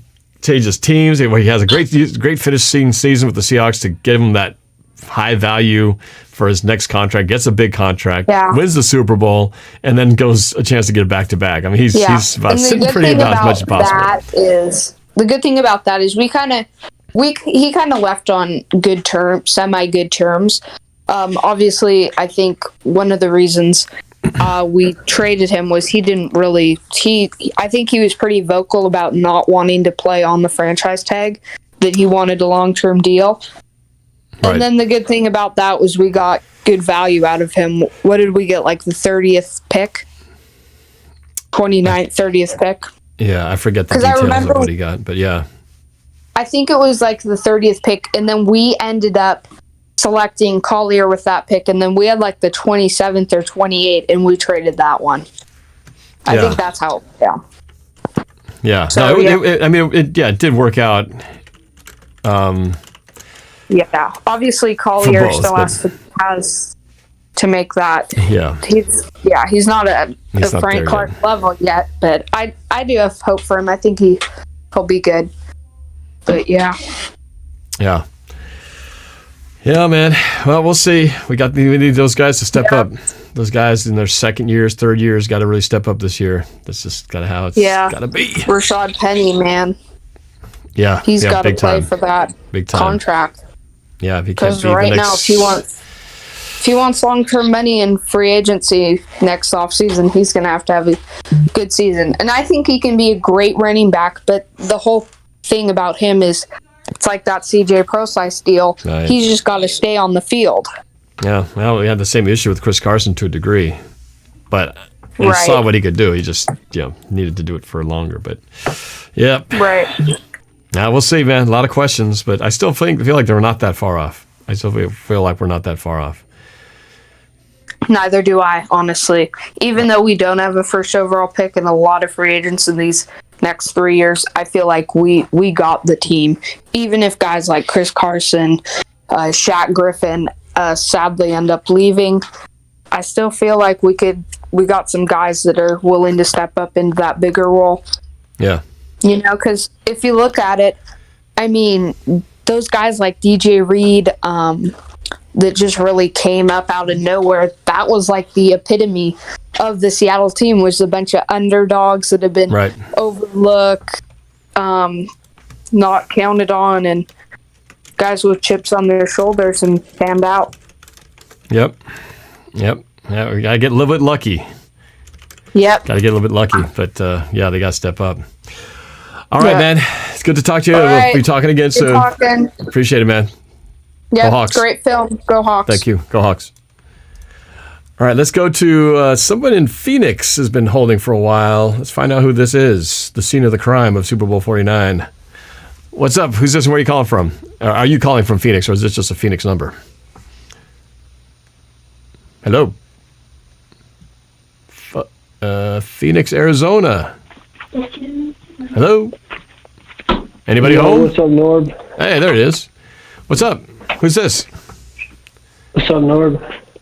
Hey, not much. Oh, this is Alex. Alex. All right, are you from Phoenix? Is that right? I'm a longtime fan. Well, thank you. I appreciate it. What's up, man? Did you see the I documentary? like your YouTube channel. Thank you. Did you see the Did you see the film? Did you see the documentary premiere? It was pretty dope. Yeah. Yeah, it was pretty dope. I appreciate it, man. I appreciate it. So what's on your mind? You got a question, a comment, something particular you want to talk about? Do you think DK Metcalf going to go off next year? Do I think he's going to go off? I think if he keeps his head screwed on correctly, and if he learns to execute the little things, I think so, because we know he's got the talent, we know he's got the body size, he's got the speed. Yeah. You know, he sometimes has the hands, sometimes he doesn't, but he can be one of the greatest, but he's got to focus on those little things, because there have been times when he's missed on his fundamentals. I didn't realize how much until Coach Marsh of the Coach's Corner broke that stuff down. But, you know, if he pays attention to the details, he can be one of the greatest ever. But yeah, I expect him to do great things. I think he'll learn a lot again this year, and hopefully Russ with that new system, the new coordinator, if they can get things going together, that'll be something else. Yeah, that too. I was wondering, like, what do you think is going to happen next season, since we have all new, offensive coordinators and coaches? I'm optimistic, man. I'm excited. I mean, for what they did with the Rams, you know, granted, I know Sean McVay is part of that architect. Literally the whole Rams. Their assistants or passing game coordinator, running game coordinator. Yeah, the question is, can they take it to that next level? You know, obviously it's a someone who's, you know, it's going to be their first time. The question is, can they move from where they started to where they're, you know, ending up now? And I'm optimistic with our coaches in place, with Russell Wilson, who's, you know, he's a veteran guy. I think he can adapt. Yeah, I'm excited for it. It's what I feel this team needs, because I feel like we saw a lot of this before, and we just kind of gotten away from what was really working for Seattle. So, yeah, I think if we can make that happen, it'll be a huge transformation for Seattle's offense. So I'm very hopeful about it. You know it. Yeah. All right. Thanks for the call, man. I appreciate it. Thanks for following. Right. Appreciate it. All right. Thank you. You bet. We got to bring Gangrene David on here. I haven't talked to him in a while. There he is. Gangrene David! What's up? NorbCam, what's up, man? How are you doing? Hey, I'm doing good, man. It's good to hear from you. I saw your name in there. I was like, hey, Gangrene. Glad to have you on, man. I'm glad to be on. You know, it's been a very interesting past couple of weeks. I took a break from making content, but you know, it's good to come on here just to see how you were doing, because you know, I saw you went live in terms of your awesome movie that you made, and you know, I just wanted to check in and see how you were doing. I'm doing good, man. You know, we'll be watching the Super Bowl, see how this thing plays out. It's got a lot of historic ramifications, obviously, with Brady and all that stuff. Not that I'm rooting for him, but either way, it's going to be a fascinating game to watch. I'm doing good. I'm actually excited. Tomorrow, my oldest daughter, Sophie, is going to be playing in her first volleyball tournament in like a year, practically. So I've been missing the kids sports. I've been missing our Seahawks football, but I'm missing my kids' sports. So tomorrow I get to be the lone parent of the team that's to go in, and my responsibility is I'm going to be live streaming the game so that the other parents who aren't allowed in the building can watch it. So I've got heavy responsibilities tomorrow. I got to be on point because I have people relying on me. Well, that definitely must be nice, because considering that I lost out on my own season, I know, man. I'm happy for your daughter that she has a season. Best of luck to her. I hope she kicks butt and does really well, and I have faith that she will. And thankfully she's not a senior in college who lost out on her final season. So I definitely feel that. But yeah, just. Talking about your movie, those of you guys who don't know, whether you're watching in the chat or listening on this Discord call, when Norb and I collaborated back in 2016, when the Seahawks played the Jets at MetLife Stadium, he was very fortunate enough to send me a signed copy of his video. So this was way before he released his video on YouTube, which I didn't even know he released. And I remember just watching that movie, just seeing how you were portraying that experience as a Seahawks fan and how you were just documenting your journey as a fan to that Super Bowl, whether it was Super Bowl 40 and Super Bowl 49. You pretty much took us along for that ride. You took us along for that ride through going to every single game. You portrayed your fanhood in the stadium, and that's something that really inspired me to start making videos. And I know you and I have talked about this in the past. But just watching you being able to portray that experience to other Seahawks fans who just weren't fortunate enough to be able to make it to a game or experience a game day like atmosphere, and you're able to not only just create memories for yourself, but just to kind of spread it to others who aren't able to access it for themselves or who are not fortunate enough to. That is quality right there. And that was something that really struck to me about your content, especially being that I've been watching your content since probably my early days of high school, and now just to become good friends with you, it's been a great journey, just getting to know you, but it's also been fantastic to continue to watch you not only just grow as a content creator, but just to continue seeing you provide that authenticity you have as a fan, and just being able to distribute experiences that not a lot of people could experience it for themselves. So, and even when I was watching a lot of your videos and your movie, it felt like I felt like I was even at a Seahawks game myself, and I'm not even a Seahawks fan. So, I love your work, man. I think I find you much better than a lot of other content creators that I watch nowadays. Well, thanks, man. I appreciate that. I know you and I have talked a lot about it, and I know how it was cool to see how you were inspired to start your own channel. A lot of it because of what you saw me doing, and it's cool to see you and so many others that are doing the same thing, and it's great. I love it. It's just the power of the ability that we have now with the technology and social media and YouTube is that anybody can really pick it up and run with it. It's amazing this platform that we have.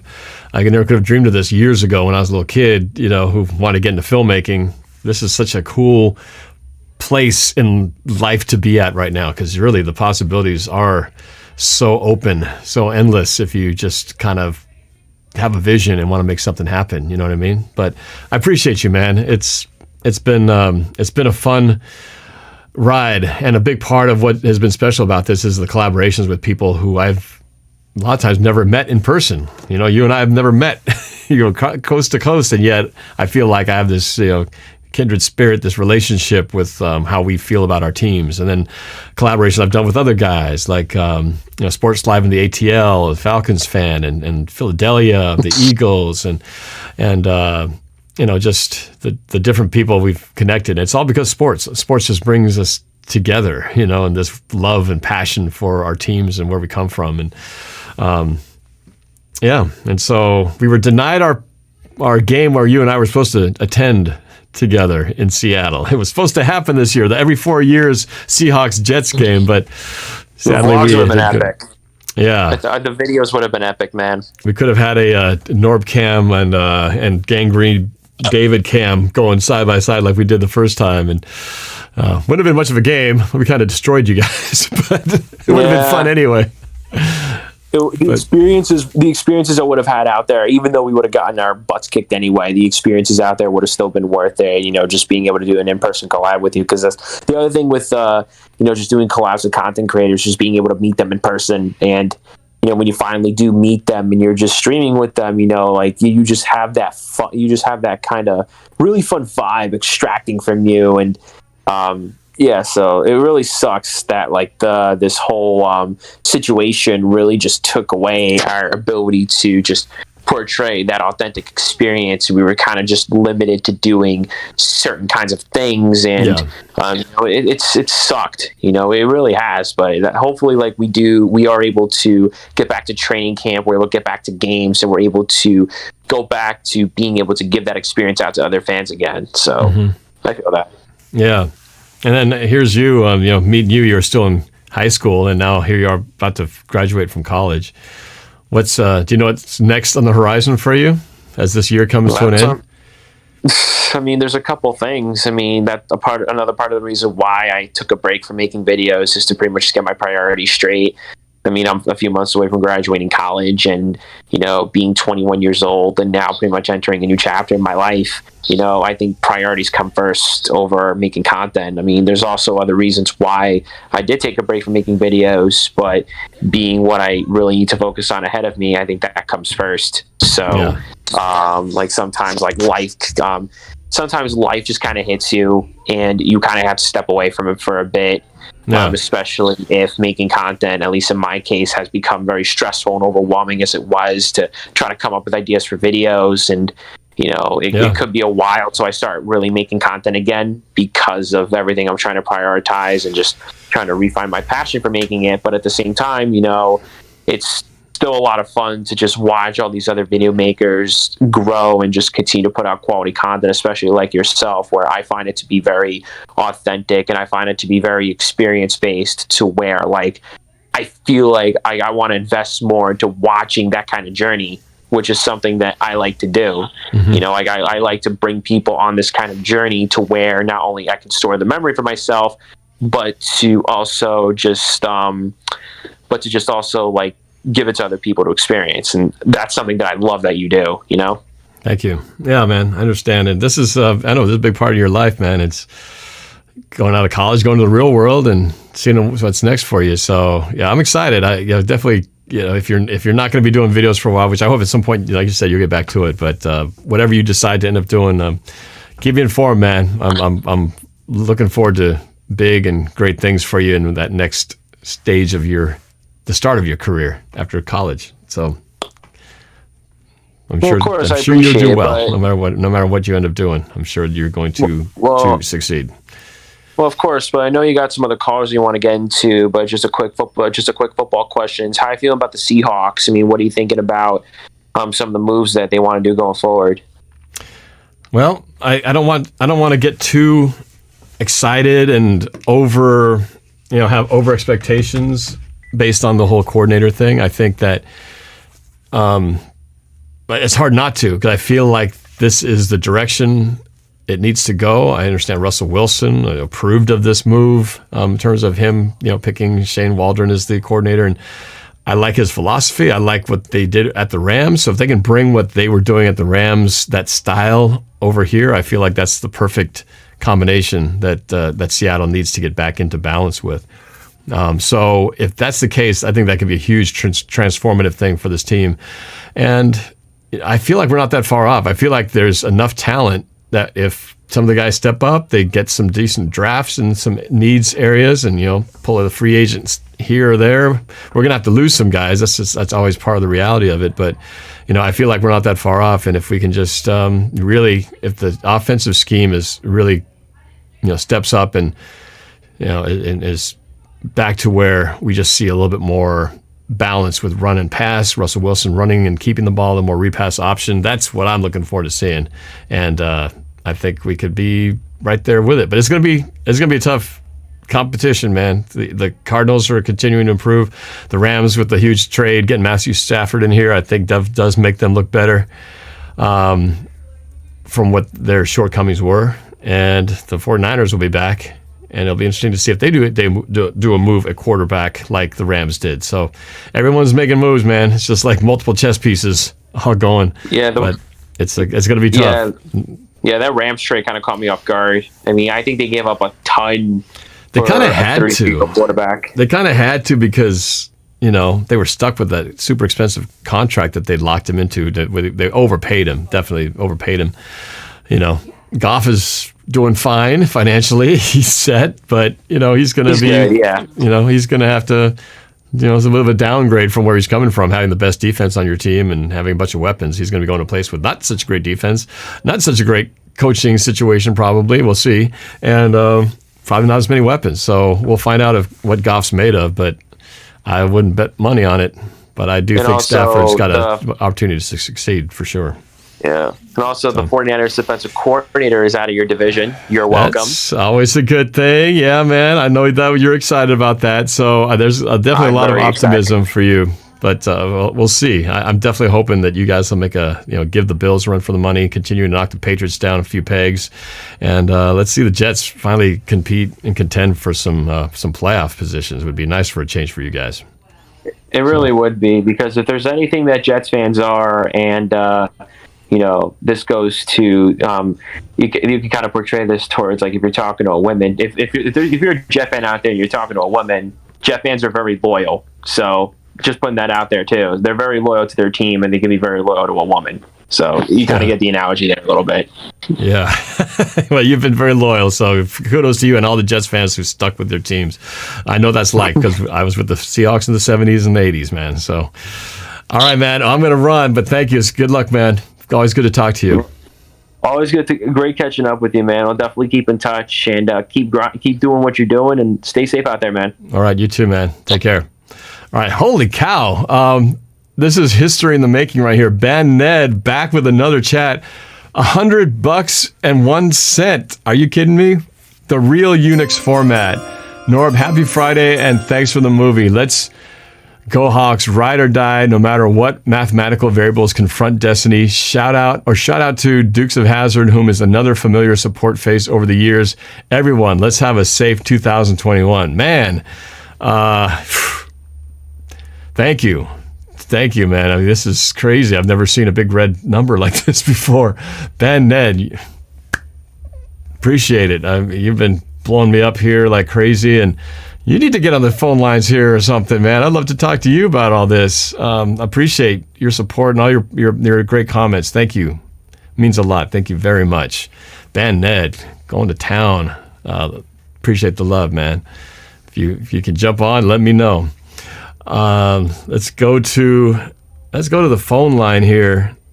Let's see. I'm got to wrap up soon because I've got an early morning game to get ready for here. But let's get a couple more in. Let's go to the state one down south, Portland, Oregon. Who do we got here? Hello, from Portland. You there? Hello, Portland. Going once? Going twice? Nobody? Okay, sorry, Portland. Let's go to this number, the 523. Let's see who this is. Hello. Yo, hello, Norm. Yes, who's this? And where you from? Yes, sir. What's going on, buddy? This is Big Joe from downtown Guadalajara. Big Joe. Hey, what's up, man? Hey, there's a big fan base here in Guadalajara, Mexico. And as a matter of fact, right prior to COVID hitting, I think Seahawks were in talks about coming down here to Mexico City, which is about 8 hours away from there. But you know what? Can you be our advocate? Can you kind of speak to the NFL, to Pete Carroll or something, and tell them, hey, you know what? You got a large fan base here in Mexico. They love you. There's a lot of 12s all over the world. We know this. But we're excited for you, for the team to come over here, see what we can do to support them in every way, and that's what I'm talking about. Oh man, that's great to hear.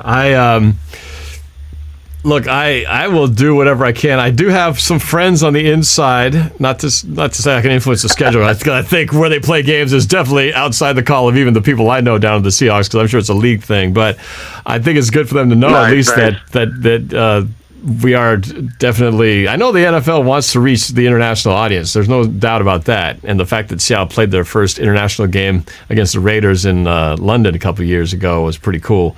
But that'd be awesome to see them play down in Mexico, preferably as a away game, because I don't want them taking away my home games. But that would be pretty awesome. And I know I've met a few people from Mexico. I think, isn't there a Seahawks chapter down in Mexico? Are you familiar with that or know about it? I'm not too familiar with it. I've only been here about 10 years. I used to live in California, Los Angeles, was raised there, and came here for the last 10 years. And I work here. I live here now. So, but I tell you, there's a lot of people that like Pittsburgh, New England, but Seattle's one of the big, large fan bases here too as well. So it'd be really interesting to see if they. I know they've never been to Mexico. And that'd be a first, and if they could, then that'd be wonderful. Now, the other thing I was going to ask real quick, if I could, what's up with Mr. Wilson? I mean, the guy was on fire at the beginning of the season. He cooled down a bit during the middle of the second half of the season. And do you think it was more like mental or more like a psychological standpoint? Or was it just that they changed the plays on him, or what was the outcome on that? What's your take? Well, I think it was several things. I think to begin at the season, we benefited from a short off season or lack of a preseason. So in general, I feel like offenses had the upper hand coming out of out of the gates, because the offense comes out with their game plan. They know what they're going to do, and the defense has to react to everything. So I feel like defenses had to kind of catch up to what everybody was doing, because they didn't have film on people. We didn't have a preseason. So everybody's just getting up to speed. So I feel like the offenses in general had more of an advantage. And I think it also explains why the defense was playing so poorly in the beginning. They hadn't played together enough to really figure things out. Whereas the offense, again, they got the playbook. They're running the plan. Defense has to catch up to them. So I think that's one advantage. Two, once we did have some tape on us and we started getting figured out a little bit, like, oh, well, if we blitz the heck out of them or blitz or fake the blitz and drop into coverage, all of a sudden Russell starts to make some mistakes. So they started seeing, well, here's what you got to do to beat Seattle. Don't let Russell outside the pocket. Don't let him don't give him these wide open guys down the field. Let's force them to figure out if they can beat you on the run or the inside. And I think we found that we were struggling with that part. And that was, I think, where it comes to the adaptation of the coordinator. The coordinator has to figure out, here's what's not working, here's what's working, here's what other teams are doing to adjust to us. Now we got to counter adjust. Right. So the defense did that. The offense never quite did it, And so, and they also had issues with the line and pass protection as well. Right. Well, you know what? Pete's a great coach. He has a lot of experience, a lot of advantages. He's open-minded to listening to other, that's why we got, what's that new offensive coordinator? What's his name from the Rams? Shane Waldron. And his side buddy with the run game. Yeah, Shane. And hopefully he's open to letting them, coordinate some of the things, new ideals, fresh ideals. Not just, Peter's a great guy, but I mean, it's the new NFL now. So, and no disrespect to him. I mean, Jamal Adams, he likes them a lot. All the defense is solid. At the second half of the year, I mean, look at how outstanding they were, right? But now there comes a point where that we have to remodelize the offense. It's the 21st century. So I know they got the talent. We got the talent. We got DK. We got Lockett. We got all the essentials that we need. So hopefully they can put it together. We can have an outstanding run, and then just go from there. Yeah, I do think also that for whatever reason, Russell wasn't getting rid of the ball quickly. I don't know if he was just wasn't trusting in it, or there was something just not feeling it. But that definitely did contribute to some of those the sacks that we had during the season. Definitely, some of it was the line's fault, some of it was Russell's fault. You see, I'm sorry to interrupt, but you see, that's a very good point right there. That's what I was telling you about. Maybe was it like mental, was it psychological, like your second half, because he was outstanding at the beginning, right, of the season. And I don't know if his confidence slipped away, all those interceptions, that was uncharacteristic of Russ. I think it did. I think he definitely was in a don't turn the ball over, because clearly that stretch of games in the middle where we lost were definitely a byproduct of turnovers. Every time we lost a turnover battle, we lost. I'm sure in his mind, Pete Carroll preaches, protect the ball. So I'm sure he didn't want to take any chances. But at the same time, so if you don't get rid of the ball, you're also going to probably get sacked. So and then after a while, he got sacked so many times. I think he started seeing ghosts. Even when the pressure wasn't there, he was thinking the pressure's there, and that affected also his ability to really settle in there. So yeah. Now, so I think it was a combination. I'll leave you with one last. Yep. I'm sorry. I'll leave you with one last thought. Okay, if in the draft we can at least get one offensive lineman every draft, just one. Man, in 4 or 5 years, we have a top line, offensive line, and Russell wouldn't have to take so many sacks, and it'd just be best all the way around. But that's not Pete's philosophy, or I don't know what goes on there, but I wish they would do that. Well, they did draft Damian Lewis. They drafted Damian Lewis last year, and he's pretty good. I think he was definitely a solid early on as a rookie. I thought he did all right. But yeah, I agree. We definitely have to draft a left guard, and pretty soon a tackle, because Dwayne Brown's not going to be around forever. He's getting up there, and he's definitely had some moments that weren't exactly his best either. So it's a constant thing, they only last forever. But I think that's right. We definitely need to get at least one, like you said, and we can't free agent get them because that's too expensive. So we're gonna have to draft some good ones here. So. All right, man. Well, thanks for the call. It's great to hear from you. Thanks for calling from across the border, man. Well, thank you very much. And remember the people here in Guadalajara, Mexico, okay? So go How do you say it again? What's the name of the city? Are you talking about Guadalajara? It's Guadalajara, the way you pronounce it. But, a lot of people will say, especially from the States, they'll say Guadalajara. Oh, so it is. Okay, so it's Guadalajara. Yeah. Efren Herrera. Efren Herrera was from Guadalajara. In all of Mexico. Yeah, right, you remember Efren Herrera, old school kicker for the Seahawks? Yeah, tequila is king over here, right? He's from there, man. That's awesome. Guadalajara. All right, man. Good to hear from you. Thank you for the call. Norb, you're doing a great job. Thank you very much for your time, and go Hawks. Thanks, man. Go Hawks. All right, let's go to one more line on here. I do have to wrap things up pretty soon here. At 9:30, so I'm going to try to get a couple more here. Let me get to the Portland call. They couldn't get earlier. Portland, are you there? Yes, I am there. Okay, all right. Who's this? Sorry. What's your name?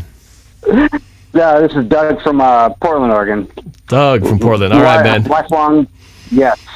I am of course, Portland Trailblazer fan since, of course, the early 90s, but still love and appreciate the Pacific Northwest teams like the unfortunate former Supersonics, but the 503, the I-5 rivalry was stolen to the Thunder and blah blah blah. But we know the drill. Anyway, I just finished like 40 minutes ago your doc and your film. It was so good, and it was depressing at times, and you really captured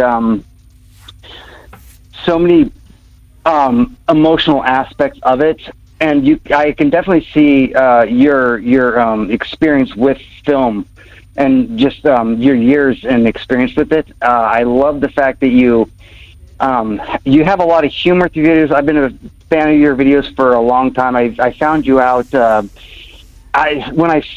in 14, somewhere around there, just looking up Seahawks on YouTube, and that's how I found you out. Okay. And so I've been in and out for many, many years. And but point being is how you went about this was so in depth and so deep. And I saw you as a fan. It wasn't your typical format of film, of course, but I'm just curious. I want to ask you.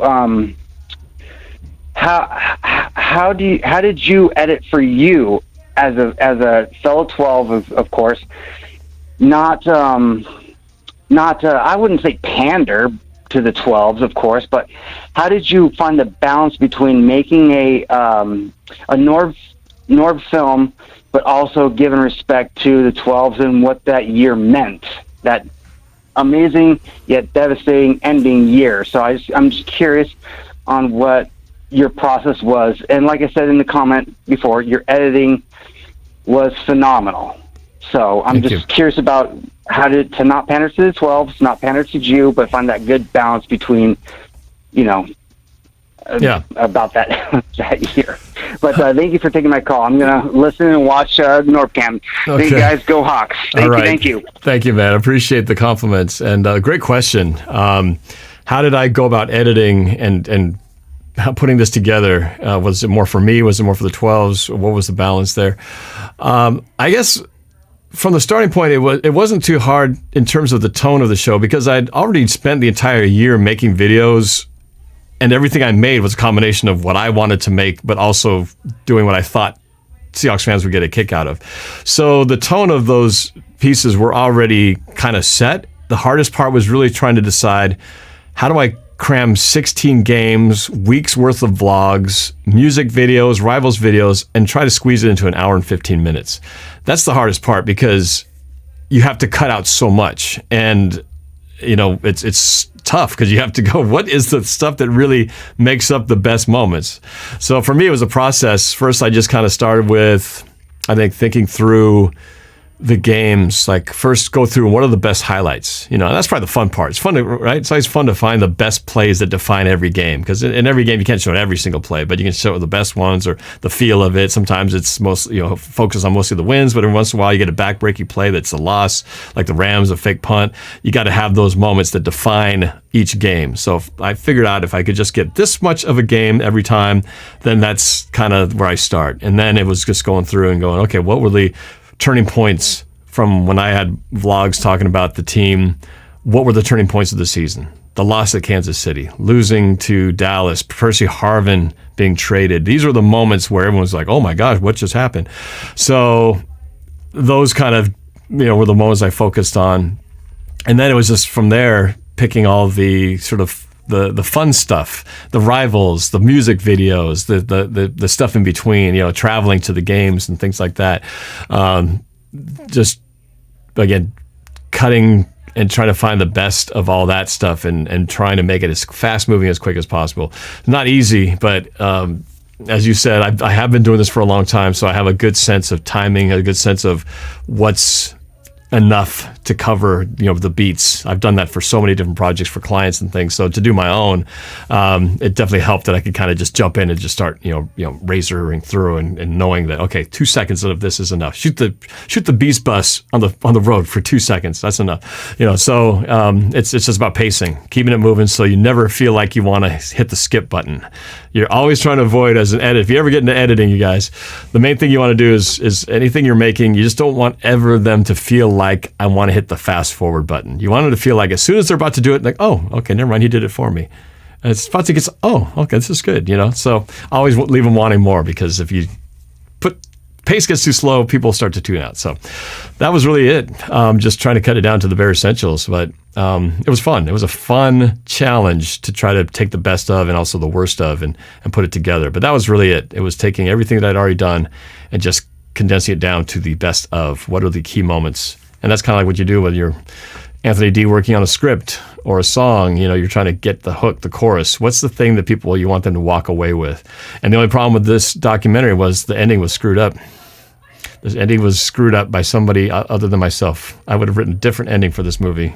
And that's the worst part about it, because when it comes to writing a movie and a script, you want that last act, the third act, and the ending of your movie has got to be the best part of your movie. Because if you have a great movie like we had, and the ending sucks, people just remember that movie sucked. The ending was horrible. But you can have a really bad or kind of rough build up, but if you have this fantastic ending, they'll love the movie. That's what they'll remember. So that's, unfortunately, I had nothing to do with that ending. The ending was what it was, but I did want to try to keep it as lively as possible. So 5 minutes left. I got to wrap things up pretty quick here. So I'm going to go to one more call on the line from Olympia. Let's see if I can get it to work here. All right. Mm-hmm. From Olympia. Who's this? Who is this? You're from Olympia. What's your name? My name's Caleb Wilson. Yeah. Okay. Oops. And all right. Hold on just a second. I'll be done in 5 minutes. Okay. I'll be done in 5. Okay. Like I said, wrapping up. Got to prepare for volleyball. All right. Sorry, man. What was your name again? Caleb. Caleb, sorry. Caleb, what's on your mind, man? Yeah. It's going pretty good. What you got? So I got a question. Yeah. What do you think it will happen for the regular season with Matt Stafford on the Rams? Do you think it will affect the Rams, or do you think it will make them a harder challenge? I think it will make them better because I do believe Jared Goff is a less talented quarterback. So Matt Stafford, I think, is better. By how much? That's the big question. We don't know. By the way, the Rams were probably a quarterback away from having greater success either in the Super Bowl or in the playoffs this year. So they need to win. They're all in now. And this has to pay off for them in the next year or two. In other words, if they don't win a Super Bowl, or at least get to one in the next 2 years, to me, this whole thing was a failure. Because pretty soon, all those guys, the Aaron Donalds and the Jalen Ramseys, their time with the team is going to go away. They can't afford to keep all those guys. And eventually, they're going to lose that talent, and the window will close. And they'll have to be back into, okay, let's rebuild this thing. So I think they're in a win now mode. The big question really is how much better will Matt Stafford make for them? They're already a great defense. They already got great offensive weapons. And can they adjust with the changes in coaching and with this new quarterback? Will he make the difference for them? And I think right now it looks like he probably will, because Jared Goff was the short stick in the batch. And I think with that will change everything in terms of, where they could go. So it's now the question of how much can we adapt to be as good as or better than them, so that if they can put up 30, we got to put up 33 or 35, or if their defense stops us, we're going to have to find a way to overcome somehow, because, that's kind of how it is. But they're all in right now, and eventually they're going to feel the pinch of all the stuff they've given up to try to get these guys and the loss of all those draft picks. So, yeah, that's the big question. I think, though, they will be the team to beat next year, and hopefully we can be the team that beats them.